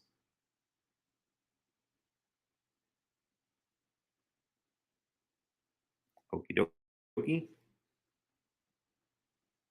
The only images identified with absolute certainty as Astarte, as these depicting her as a combatant on horseback or in a chariot. While many authors, let's just highlight this whole area here. While many authors in the past asserted that she has been known as the deified morning and or evening star, it has been called into question if she had an astral character at all, at least in Ugarit and Emar. God lists known from Ugarit and other prominent Bronze Age Syrian cities regarded her as the counterpart of Assyrian Syro-Babylonian goddess Ishtar, and of the Hurrian Ishtar like goddess Ishara, presumably in her aspect of Lady of Love, and Shaushka. In some cities, the Western forms of the name and the Eastern form Ishtar were fully interchangeable. Okay. In later times, Astarte was worshipped in Syria and Canaan. Her worship spread to Cyprus, where she may have been merged with an ancient Cypriot goddess. The merged Cypriot goddess may have been adopted into the Greek pantheon in Mycenaean and Dark Age times to form Aphrodite. It has been argued, however, that Astarte's character was less erotic and more warlike than Ishtar originally was, perhaps because she was influenced by the Canaanite goddess Anat, and therefore Ishtar, not Astarte. Okay, it's getting too complicated. We can all read it on our own. Alrighty, so there we go. But to get back to what we were reading here, yes, we do have all of these words listed on our animal sources. Okay.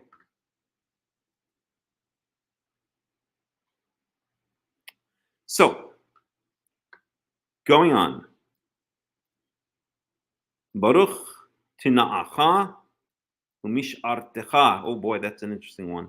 First of all, the taneh is your bread basket, I guess you could say, your basket, right? We just saw that earlier, right? We saw that in Deuteronomy 26.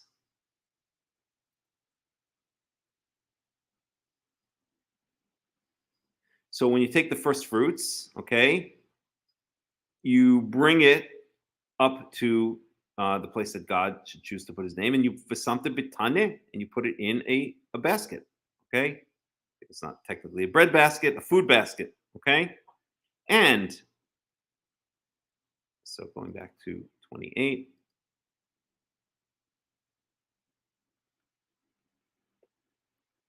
Mishartecha, that's also an interesting one. We see that in,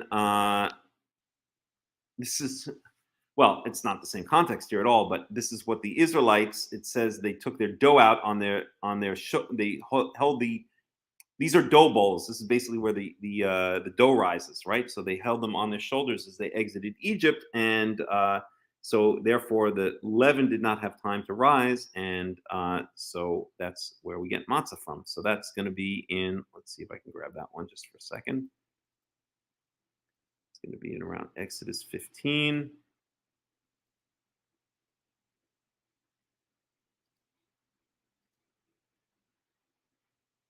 Nope, I overshot the landing pad. Let's go back. This is 14. One back. It's 13.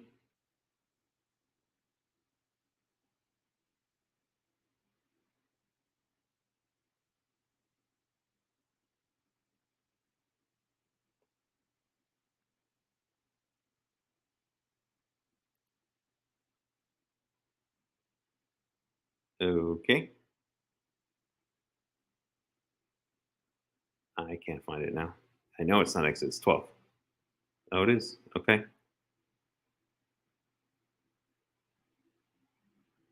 Here we go. Exodus 12:39.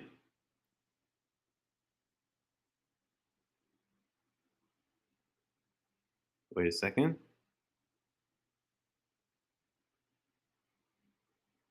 No.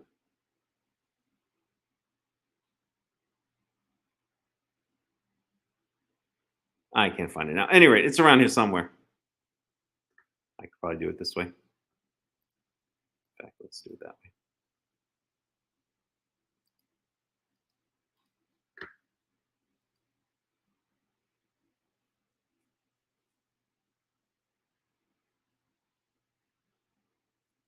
Here it is, Exodus 12:34.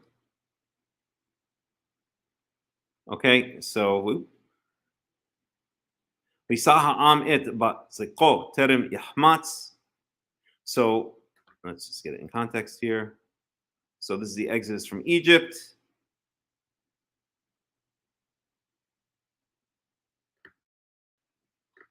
Okay. So the nation carried away the dough before it had a chance to rise. Mish'ar sururot b'simlotam al shichmam. Their kneading bowls wrapped up in their garments, in their robes, upon the shoulders. So they would they had the the kneading bowls on their shoulders wrapped up, I guess, so either it doesn't rot or the bugs don't get to it or the birds don't get to it. I once had a rabbi tell me that it's too stupid. I'm not even going to repeat it. But the reason that the dough didn't rise within 18 minutes, or the dough was still leavened when the Israelites get out into the whatchamacall, the desert, is because the birds were picking at the dough that was on their shoulders. But it says that the dough was wrapped in their garments. So anyway, rabbis. What are we going to do with those people? All right. At any rate, that comes from mish'ar techa. So your bread basket, I'll translate it here because that's the context, and your kneading bowl comes from the word seor. Okay, if we can grab it. I won't be able to grab a single word. Okay, let's see. Any rate, here, mem shin aleph. I'm sorry, shin aleph resh is saor. It's the same root as saor, where we get the Hebrew, which is basically sourdough starter, and it's, in my opinion, where we get the English word sour from, and you can actually trace it back to the Semitic root saor. Okay, baruch atah bevoacha, baruch atah b'tzeitecha. Blessed are you in your coming and your going.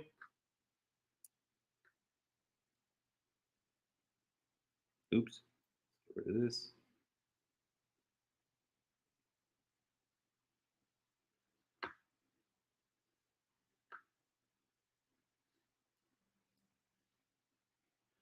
ייתן יחווה את אויביך, הקמים עליך, ניגפים לפניך בדרך, אחד יצאו אליך, ובשבעה דרכים ינוסו לפניך. Okay? Trying to go through a little bit faster here. יצב יחווה איתך את הברכה באסמך. Okay, so it's asamecha, your barns basically in modern Hebrew. And here, also the same. Your barns is a big Hebrew company, which is probably owned by the Chinese by now, called Osem, which means, I guess, barn, Okay, ubechol, it's a big food production company. Ubechol mishlach yadecha uberachecha ba'aretz asher Yahweh Elohecha noten lach. Verse 9. Yakimcha Yahweh lo le'am kadosh kasher nishba lach ki tishmor et mitzvot Yahweh Elohecha u'halachta b'derachav.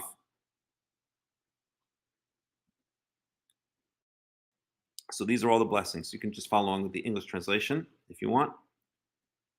Verse 10. وَرَأُوا كُلْ عَمَي هَآرَتْز كِي شَمْ يَهْوَهْ نِكْرَى عَلَيْهَا وَيَرْأُوا مِمَيْهَا. This reminds me of Deuteronomy 4:6. وَهُتِرْخَا يَهْوَهْ لِطْبَوَا بِفْرِي بِطْنِخَ وبفري بهمتך ובפרי אדמתך על האדמה אשר נשבע יהוה לאבותיך לתת לך. יפתח יהוה לך את אוצרו הטוב, את השמיים לתת מטר ארצך ועיתו, ולברך את כל מעשה ידיך, והלווית goyim rabim ata lo tilweh, you'll lend to many nations and you will not borrow from them. Anybody want to make a comment about money lenders? Okay, we'll leave it silent. All right. See, it's in the Torah that the Jews are going to be money lenders. So don't blame them. It's right there. Okay, ונתנך יחווה לראש ולא לזנב, והיית רק למעלה ולא תהיה למטה, כי תשמע אל מצוות יחווה אלוהיך אשר אנוכי מצווך היום לשמור ולעשות, ולא תסור מכל הדברים אשר אנוכי מצווה אתכם היום, ימין ושמאל, ללכת אחרי אלוהים אחרים לעבדם. Okay, so that's the blessings. But then again, we have these parallel curses. So I don't know what the blessings were on. So maybe this is not the blessings on Mount Gerizim, because we have these parallel curses which are not on Mount Ebal. I don't know. We'll have to get some commentary on it and see what other people think and maybe come to our own conclusion. All right. והיה אם לא תשמע בקול יהוה אלוהיך לשמור לעשות את כל מצוותיו וחוקותיו אשר אנוכי מצווה היום, ובאו עליך כל הקללות האלה והשיגוך.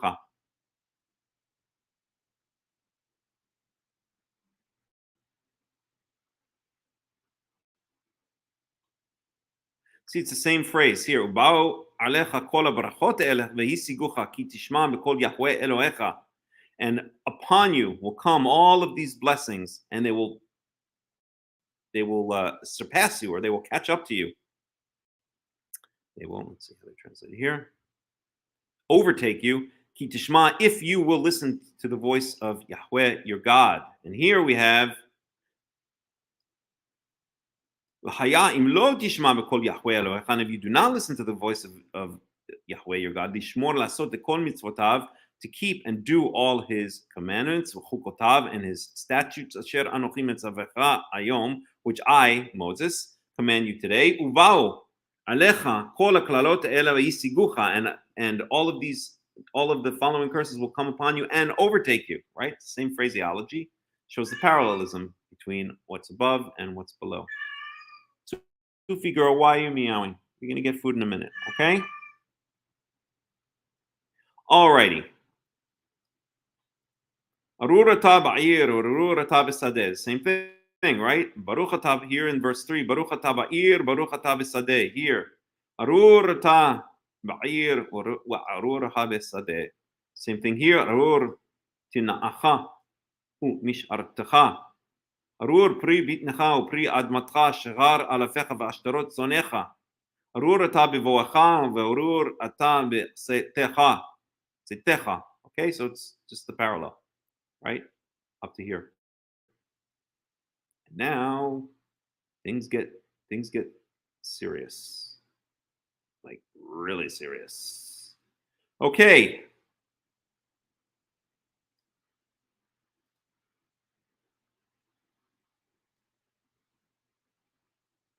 Yishlach Yahweh b'cha et ha'me'era wa'et ha'me'huma wa'et ha'mi'eret. So me'era is from arur, curse. Mihuma, confusion. Mi'eret, lo. No, I'm sorry, that's the wrong one. Ga'ar, lahit ga'er. So here they translate as rebuke. V'chol mishlach yadcha asher ta'aseh ad hishamedcha hishamedcha wa'ad avadcha maher mipnei roa me'a lalecha asher azabtani. Verse 21. Yadbek Yahweh b'cha et hadaver. Daver, this was one of the 10 plagues of Egypt. Usually translated as, well, here they just translated as plague. Cattle disease, I think they usually translate it as. Sometimes, anyway. Pestilence. So that was one of the 10 plagues of Egypt. That's going to come on you if you disobey God. Ad kalato otcha. Me'al ha'adama asher ata ba shama le'rishta. Yakcha. Yakcha. Thank you. Yahweh shachefet ובקדחת ובדלקת ובחרחור. So all kinds of different maladies, which I'm sure the commentaries will have a field day with and each try to give their own opinion of what they think it is. ובחרב ובשיטפון ובيرقون. So let's just get some translations here. Shachefet, at least I think this is the NIV that's coming up here, is consumption. Kadachat, fever. Daleket, inflammation in modern Hebrew too. A daleket is an inflammation. Harhur, severe burning fever. Head is a sword. Shidafon, scorching. And yerakon from yerek, which means green or greenery, so mildew. I'm sure if we check different translations, let's just get an idea. Let's check Robert Alter's translation. So this is 28:22.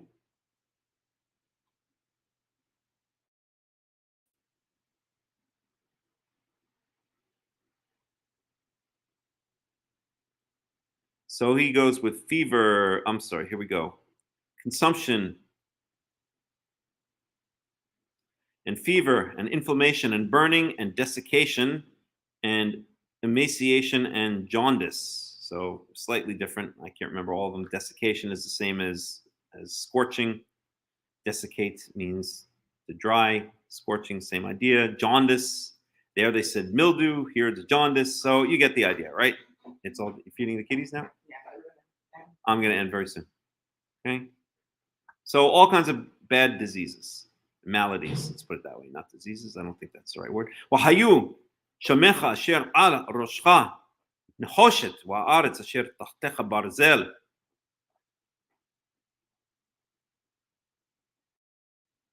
Yiten Yahweh et mitar artzecha avak wa'afar min hashamayim yarad alecha ad hishamedcha.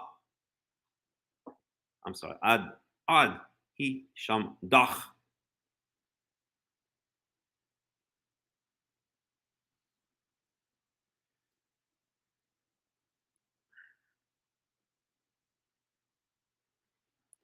Okay. ייתנך יחווה ניגף לפני אויביך. בדרך אחת תצא אליו ובשבעה דרכים תנוס לפניו. Same, the exact opposite of what we saw above. והיית לזעבה לכל ממלכות הארץ.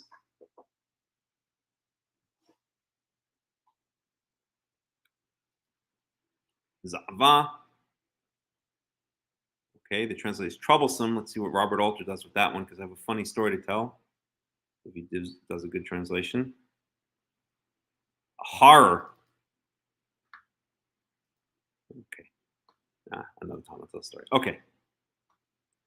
Verse 26.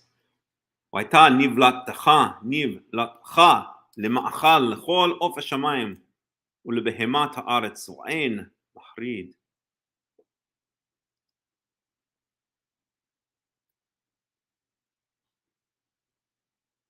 Robert Alter on that one as well. Okay.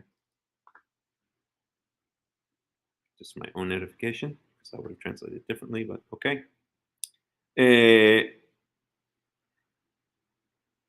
Okay, so translated as frighten them away, but harad means literally to shake or quake.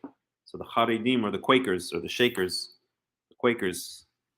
I'd rather hang out with the Quakers than the Haredim, quite frankly, but okay. At any rate, in Mahrid, so there's going to be no one, it says to scare them away, but it's more like to shake them away or chase them away, to like, okay, I guess you could use scare them away. Okay.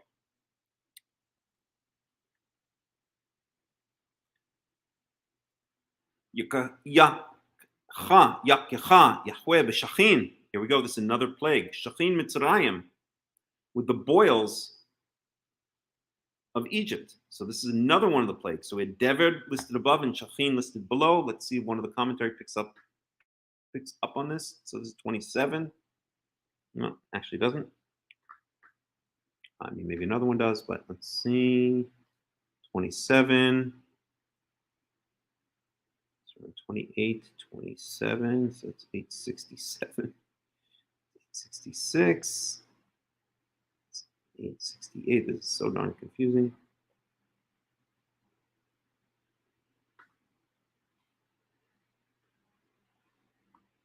The boil of Egypt, 27. Okay. So he says, go to Deuteronomy 7:15. Okay, let's do that. Just for the heck of it.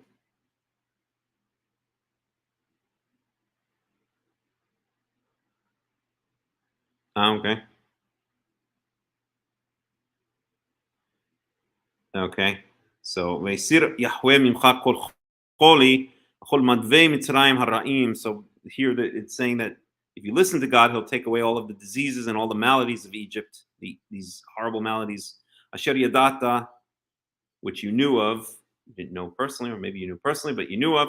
Lo yasimam bach v'nitanam b'chol sonecha. You will not place them upon you, but place them upon your enemies. Okay, but if you don't do it, then you're going to get Shachin Mitzrayim. Again, that was one of the 10 plagues. And up here we had Dever. Where was it? Dever. That was another one of the 10 plagues. Okay. Be. Okay, so here's an interesting Karikativ. So it's written as Tchorim, but it's read as Ofalim. I'm not going to get into it right now. There's an excellent video that goes into all of this stuff. So I'm going to do it. I'm going to read it as it should be read, which is, so this is supposed to be euphemism, because you're not supposed to say Tchorim. So you say, I'm sorry, you're not supposed to say which one is the Ketiv and which one is the Kri here. Let's see here.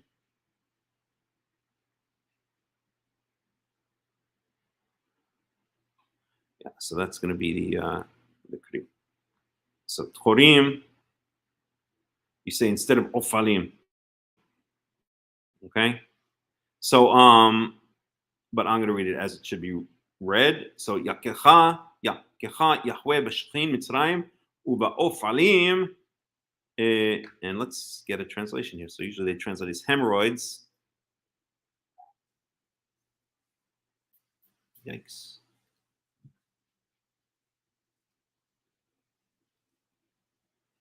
Oh. Oh, I see what's going on. It's not picking it up because of the. Uh-huh.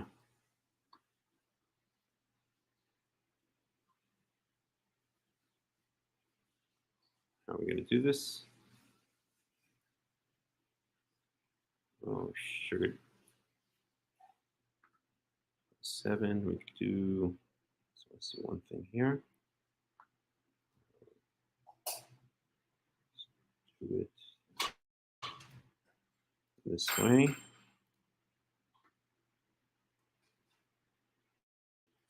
Deuteronomy 28. 7.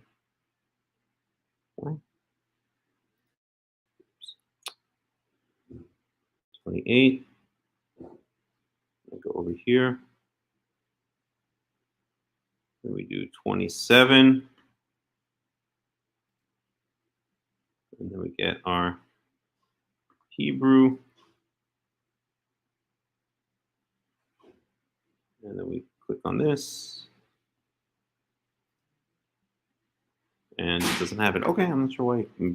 Because it's not in the Kri, it's only in the Ketiv. Interesting. Uh-huh. Okay, weird. Wonder if any of the commentaries here. Oops.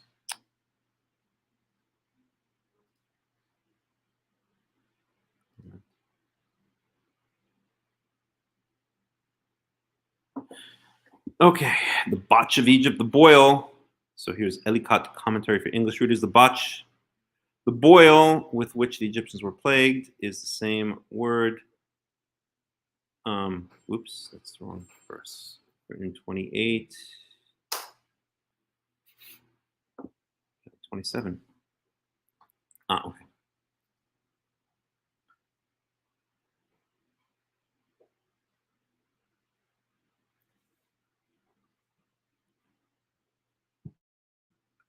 The itch,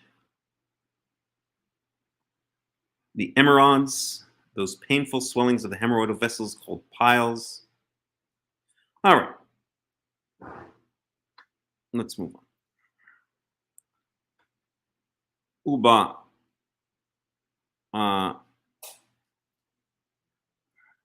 Megarav.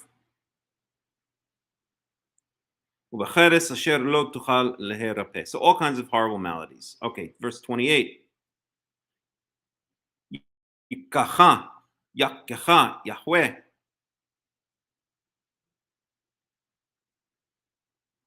Bishiraon, Ubivaron, Ubitimahon Levav, with madness.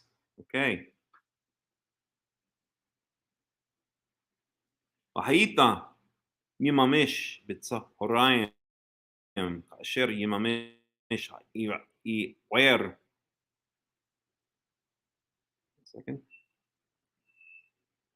באפלה ולא תצליח את דרכיך והיית אך השוק וגזול כל הימים ואין מושיע. אישה תארס ואיש אחר ישגרנה, or the Kri is ישכבנה, בית תבנה ולא תשב בו, כרם תטעה ולא תחללנו. שורך טבוח לעיניך ולא תאכל ממנו. חמורך גזול מלפניך ולא ישוב לך. צונך נתונות לאויביך ואין לך מושיע. Again, you can follow along in English here. I just want to try to get through it. בניך ובנותיך נתונים לעם אחר, ועיניך רואות וחלות עליהם כל היום, ואין לאל ידיך. Here's an interesting phraseology, לאל ידיך. I'm going to get into it right now.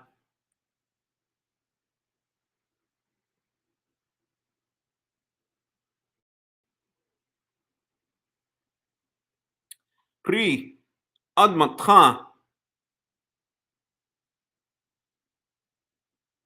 וכל יגיעך יאכל עם אשר לא ידעת, והיית רק עשוק ורסוץ כל הימים. והיית משוגע ממראה עיניך אשר תראה.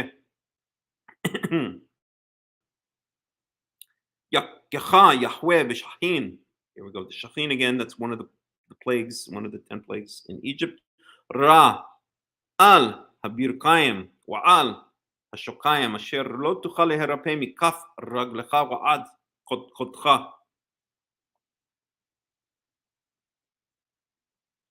יולך יחווה אותך ועת מלכך אשר תקים עליך אל גוי אשר לא ידעת. This happened, right? So who was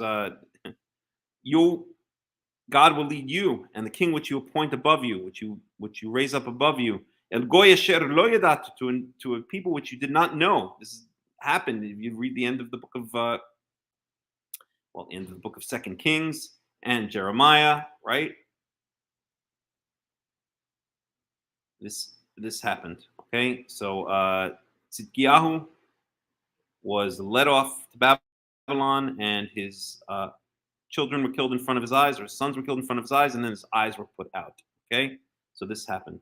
Ata we avotecha we avadeta sham Elohim achirim eitz wa'aven. I use this phrase a lot, this verse a lot, to make certain points. I always say this is referring to Rabbinical Judaism. Okay.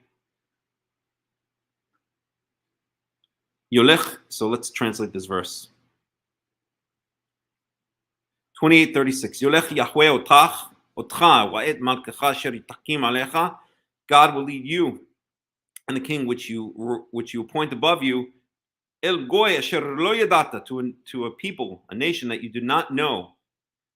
That you did not know, Atan ve'avotecha, that you and your fathers did not know, ve'avadat sham Elohim, and you will worship there other gods, foreign gods, eitz wa'even, wood and stone. So I always say this curse was fulfilled with Rabbinical Judaism. We were led out of our land, we were exiled, and then we worshipped other gods in the form of Rabbinical Judaism, a distortion of the Torah. Wahayita lishama limashal לשנינה בכל העמים אשר ינהגך יהוה שמה. So you will be a desolation, the shama. Okay, they translate here's astonishment. Okay, a proverb, it's a mashal, like the book of Proverbs, mishle. L'shnina, a byword. Shnina means from the word sheni, to repeat, like mishneh. So basically like a catchphrase, because it's repeated all the time.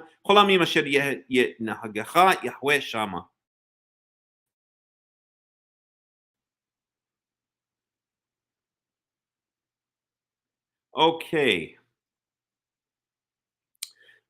זרע רב תוציא השדה ומעט תאסוף כי יחסלנו הרבה.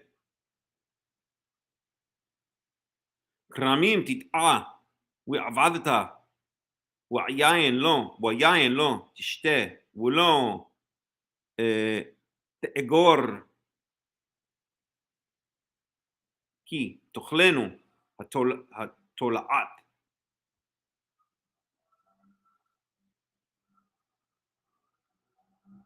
So you're going to not be able to make wine. You're not going to be able to gather in your grapes to make wine because the worm is going to eat it.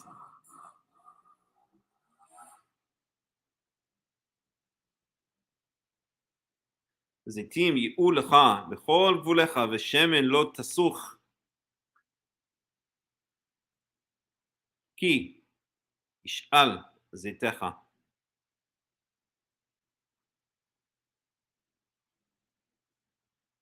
בנים ובנות תוליד ולא יהיו לך כי ילכו בשבי. כל עצך ופרי אדמתך ירעש צלצל.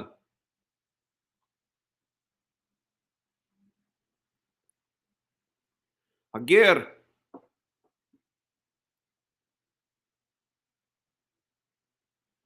second here. הגר אשר בקרבך יעלה עליך מעלה מעלה ואתה תרד מטה מטה. Well, that's an interesting phrase. If we understand ger as the convert,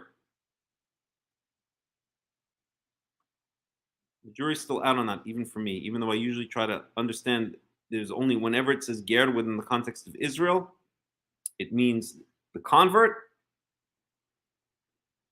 not 100% for sure. הוא ילבך ואתה לא תלבנו, הוא יהיה לראש ואתה תהיה לזנב.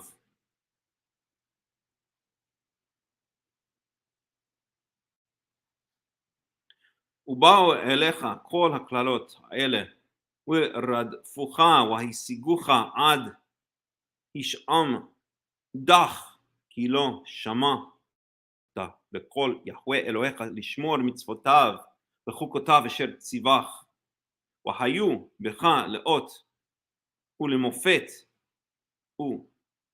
וזרעך עד עולם.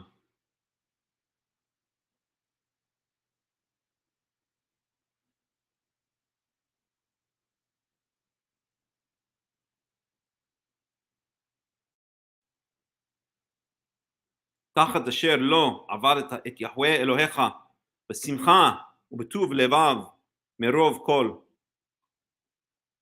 ועבדת את אויביך אשר ישלחנו יהוה בך ברעב ובצמא ובעירום ובחוסר כל, ונתן על ברזל על צוואריך עד ישמידו אותך.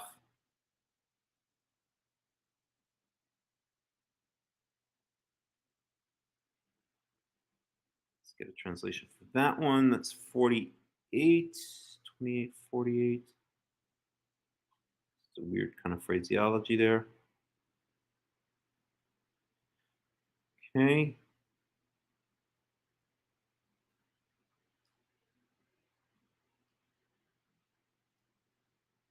You'll put an iron yoke on your neck until you are destroyed.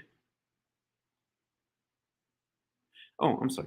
I thought that was al barzel. That makes more sense. ונתן עול ברזל על צווארך עד צווארך עד ישמידו אותך.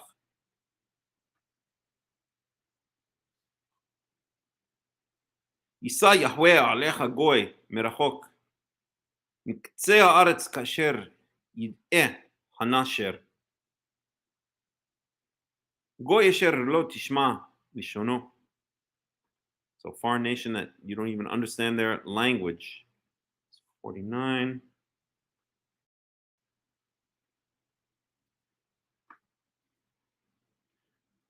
Let's get it. Okay.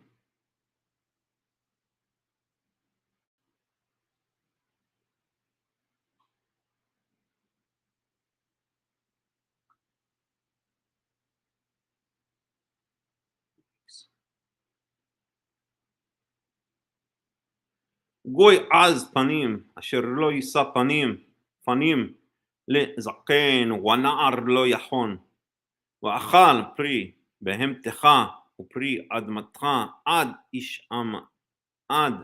ישעמדך, אשר לא ישאיר לך דגן תירוש ויצהר, שחר אלפיך ועשתרות צונך. There's that phrase again, שחר אלפיך ועשתרות צונך עד האבידו אותך. עד האבידו אותך. 52, 53. והצר לך בכל שעריך עד רדת חומותיך הגבוהות.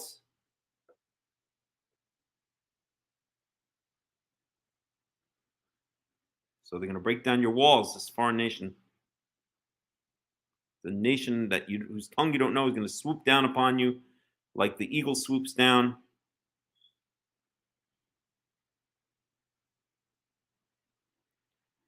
A brazen nation that doesn't care whether you're old or doesn't care about the old or the young.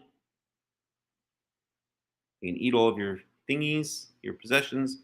ועצר לך בכל שעריך עד רדת חומותיך גבוהות והבצורות אשר אתה בוטח בהן בכל ארצך ועצר לך בכל שעריך בכל ארצך אשר נתן יהוה אלוהיך לך. So I'm going to break down the walls which you have faith in. You don't have faith in me, you have faith in the walls of your city. And this foreign nation, this merciless foreign nation, speaking in a language which you've never heard before, is going to come and break down those walls. Well, this is one of the worst ones. You're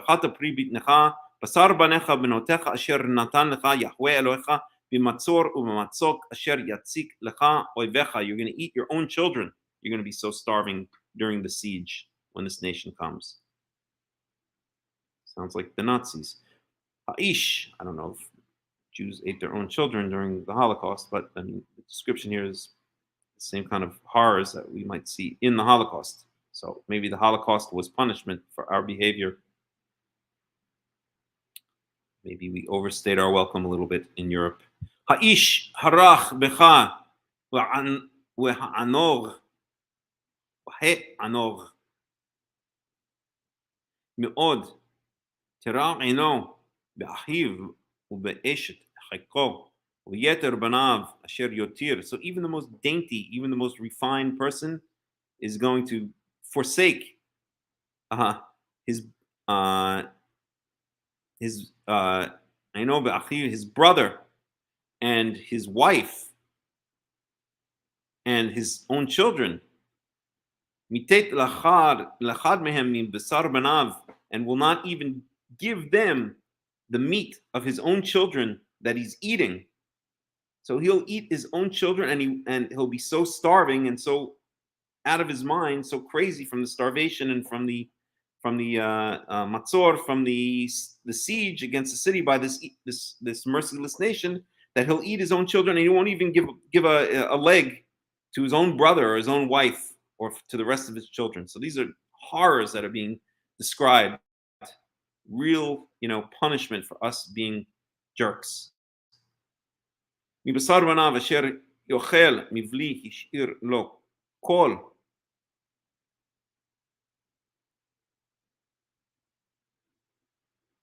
במצור ומצוק אשר יציק לך אויביך. So you'll eat your own child, and you won't even leave a bit of your child for your own brother or your own wife to eat in this siege against your cities when your walls are broken down.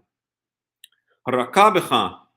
So now that was the men, ha'ish harach, and now to emphasize it, speaks about the women doing the same thing. That was specifically for the men. haraka becha va'anuga anuga asher lo nista kaf ragla hatzeg al haaretz mehit aneg.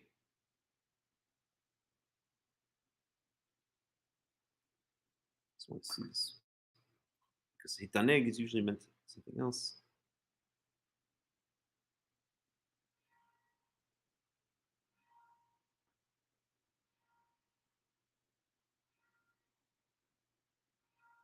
Okay.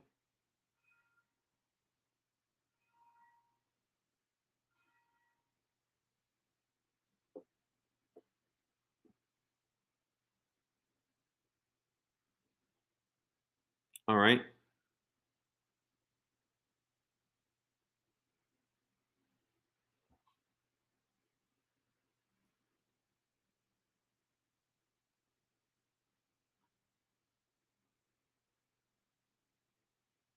Alrighty, I get the idea.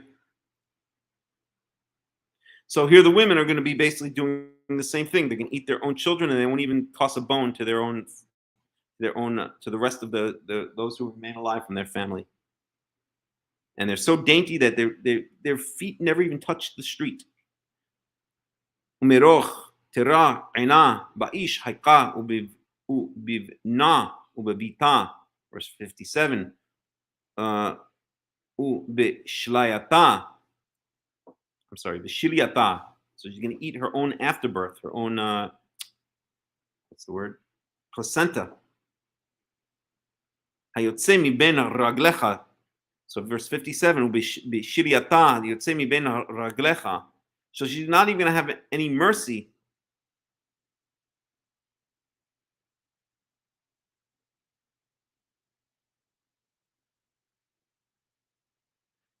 So she's not going to have mercy on her Ba'ish Chayka, the husband of her bosom husband, her son, her daughter, and even her placenta that comes out from between her legs. Ubibanecha asher teled, and her newborn child, which she gives birth to, ki tochlem, but she's going to eat them. Bechoser kol, because she has nothing, or in the lack, having a lack of everything. Basater b'matzor.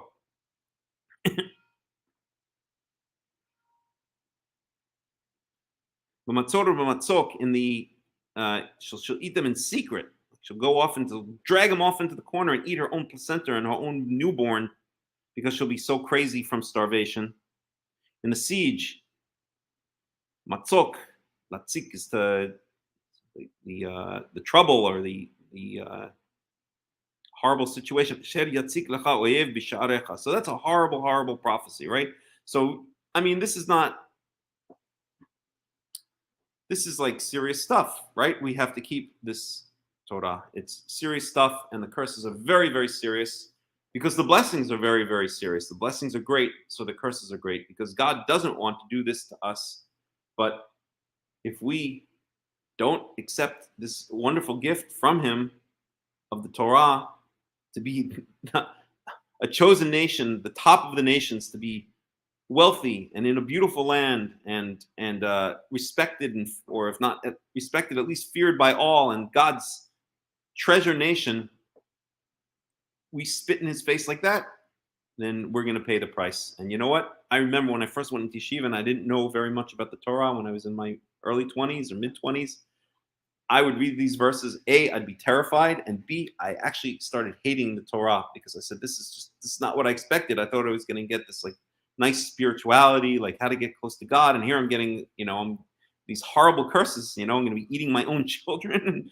So I really hated it. But over time, as I, let's say, got to know Yahweh better, got to understand better what he's trying to say, I think these are, I won't say beautiful verses, in a certain sense, beautiful verses, because it shows us just how close the relationship is. It's like, think of it in the well, lahavdil, but think of it as like being in the mafia, in a certain sense, right? You can get so much by, I wouldn't never want to be in the mafia, but you could get so much financially, or honor wise and money wise, by being in the mafia. But if you violate, the code of the rule, the code of ethics there, or the oath that you take, then the curse is very serious. It's the same idea here. God wants to bless us. God wants to give us, Yahweh wants to give us great things. But if we violate that oath that he's made with us, that covenant that he's made with us, and horrible, horrible things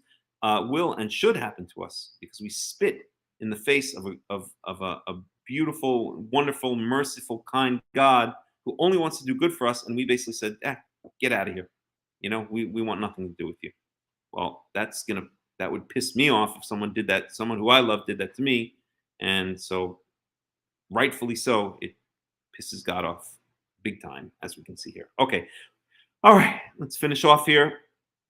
Why ifla Yahweh et makotcha wa et makot zarecha makot gedolot ve'ne'amanot.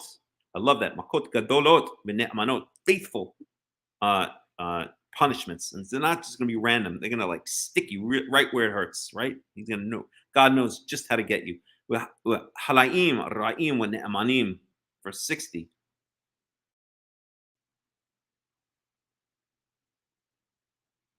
וישיב בך את כל מדוע מצרים אשר יגורת לפניהם. So you're afraid of all these maladies of Egypt. I'm not really sure what it's referring to, because we don't really get an idea of that, except from the 10 plagues that, there were like all of these horrible diseases. What was there? COVID, 1019 BC or something like that. I don't know. But it's mentioned many times, this idea of all these horrible, horrible diseases and maladies in Egypt that you were afraid of. And aside from the plagues, do we really even have a reference to such things? I'm not sure. So I don't know what was going on there. It's always been a question that I had. גם כל חולי, כל מכה, אשר לא כתוב בספר התורה הזאת, Ya'alem Yahweh alecha ad ish amdach.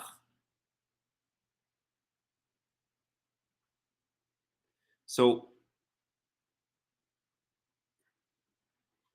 here it says also the diseases which are not written b'sefer Torah azot, in this book or in this scroll of the Torah. So is that self-referential? Is this referring to these paragraphs here? It would seem so from context. So when that would maybe tell us that when it says the word sefer Torah hazot, it doesn't mean the entire Torah or even the book of Deuteronomy. It means the current, context, the current paragraphs, the current speech. Onish'artem b'matei me'at tachat. Ooh, there's a lot to say about that. Matei me'at, when we went down to Egypt, we were matei me'at. We saw that in Deuteronomy 26. See, that's the makot ne'amanot. That's the faithful punishments. It's like karma. God really knows how to work that karma. Really good. Let's see if we can find this now. And then I really have to finish off. Stop.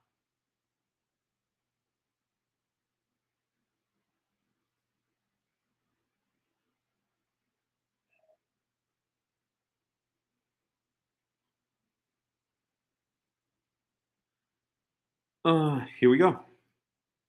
Deuteronomy 26, 5. Okay, this is the bringing of the first fruits. You say this speech. Arami oved avi, an Aramean tried to destroy my father. My father was a wandering Aramean. Weyared Mitzrayma, and he went down to Egypt. Vigar Sham, and he lived there b'metei me'at, in small numbers. I'm going to end it in just a couple of minutes. Vayisham legoy gadol v'atzum rav, and he became there a great nation, enormous and large. So here we go. We went down to Egypt b'metei me'at, as a very small number, and we came out as a great nation. Okay, so that was the blessing, right? And as much as the Egyptians oppressed us, so we grew. It says in Exodus, right? So here, the curse is that we're going to be metei me'at. It's exactly that same phrase. We're going to go back to being a small number. Okay, that's karma. Tachat asher hayitim kochavei shamayim la'rov lo shamata b'kol Yahweh Elohecha. Okay, instead of being as numerous as the stars in the sky, so much that you couldn't even be counted, now you're going to go back to metei me'at. You're going to go back to a small number, just as your ancestors were before when they went down to Egypt. Okay, 70 people went down to Egypt. It says again, end of the book of Exodus. Okay, so Wahaya, sorry, the book of Genesis. Vaya kasher sas Yahweh alechem lehitiv etchem la'arbot etchem ken yasis Yahweh alechem la'avid etchem להשמיד אתכם וניסחתם מעל האדמה.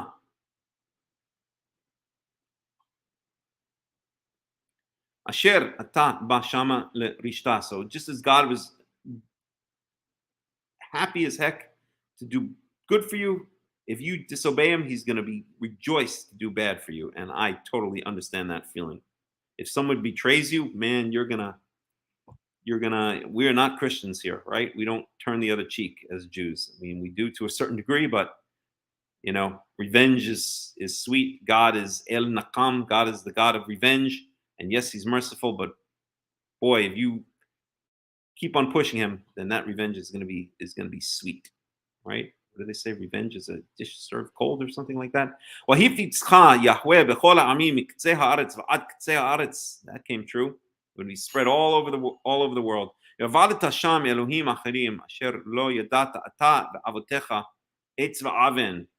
curse of the rabbis. You're going to be spread all over the world, and they're going to teach you a new Torah. They're going to teach you new ways of worship. You're going to be worshiping wood and stone. That's what the rabbis have done to us.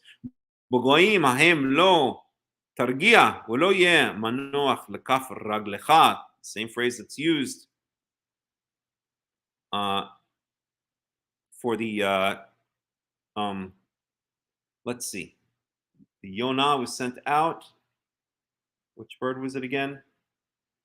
Yonah, Matzah, Noah found it. So the Yonah, I think the second time found, I think there was one bird sent out. I think it was only a Yonah, and the first time he couldn't find Manoch lekaf raglav. Okay, it's the same phrase when Noah sent out the bird. Exactly the same phrase, word for word, just about. Okay, raglo instead of raglecha. Natan Yahweh lecha. So you're going to be like the bird that was sent out to the flooded earth and had to come back to the ark. You can't find any place to rest. Natan, the wandering Jew. But Natan Yahweh lecha sham lev ragaz kilayon einayim with the avon nafesh. Almost done. Let's finish off this chapter and then I'm going to stop. Ayu v'hayu hayecha tiluim lecha mineged upahadata laila v'yomam v'lo ta'amin v'chayecha. Verse 67. בבוקר תאמר מי ייתן ערב, ובערב תאמר מי ייתן בוקר, מפחד לבבך, אשר תפחד, וממראה עיניך אשר תראה. Verse 68. והשיבך יהוה מצרים באוניות בדרך. You're going to go back in slave ships. Rabbi Hertz comments on that. בדרך, you came out as free, like an army, coming out as a free army. You're going to go back in ships, in the hulls of ships, like slaves. בדרך אשר אמרתי, I think the black Hebrews like to use that one. Asher amati lacha lo tosif od lirota. Right? So the curse, you had that blessing. You're never going to see the Egyptians again. That was right when they were sunk in the sea. But now you're going to go back and you're going to see it. Okay?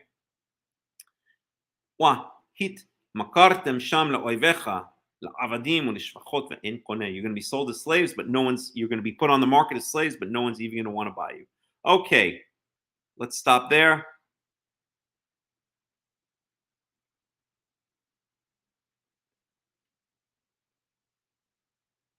Well, we have to go up to 9.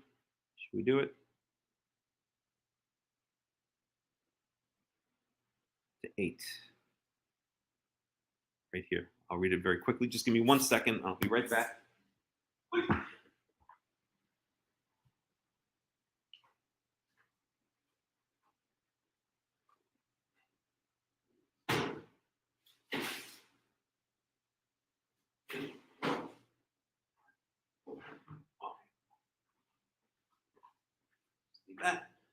Alrighty, I'll go down to verse 8 and then we're done.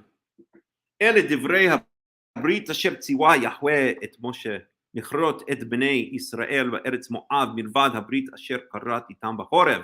So this is another covenant aside from the one that was made at Horeb, the 10 commandments, etc. Okay. ויקרא משה אל כל ישראל ויאמר עליהם אתם ראיתם את כל אשר עשה יהוה לעיניכם בארץ מצרים לפרעה לכל עבדיו לכל ארצו. Well, actually, most of the people there didn't because that previous generation was already dead. So this is meant kind of figuratively, right? והמסות הגדולות אשר ראו עיניך האותות והמופתים הגדולים ההם ולא נתן יהוה לכם לב לדעת ועיניים לראות אוזניים לשמוע עד היום הזה.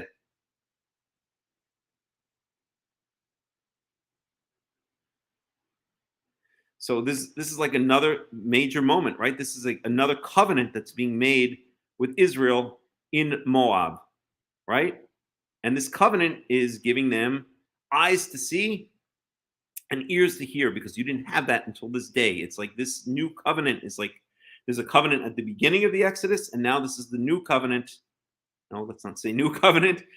The re-established or the re-emphasized covenant at the end of at the end of the Exodus period, right? And now it's almost like okay, this new covenant is going to, now it's a new level. You're going to get new eyes to see and new ears to hear. This and now, how can God is going to infuse into the people this new ability to see things in a clearer way than they were able to before, because now they're about to go into the land. הולך אתכם 40 שנה במדבר, לא בלו שלמותיכם מעליכם, ונעלך לא בלתה מעל רגליך. Verse 6. לחם לא אכלתם, you didn't eat bread because you're eating the manna, ויין ושחר לא שתיתם. Wow. 40 years without even a cup of wine. למען תדעו כי אני יהוה אלוהיכם. No, I'm not complaining, God. Just saying.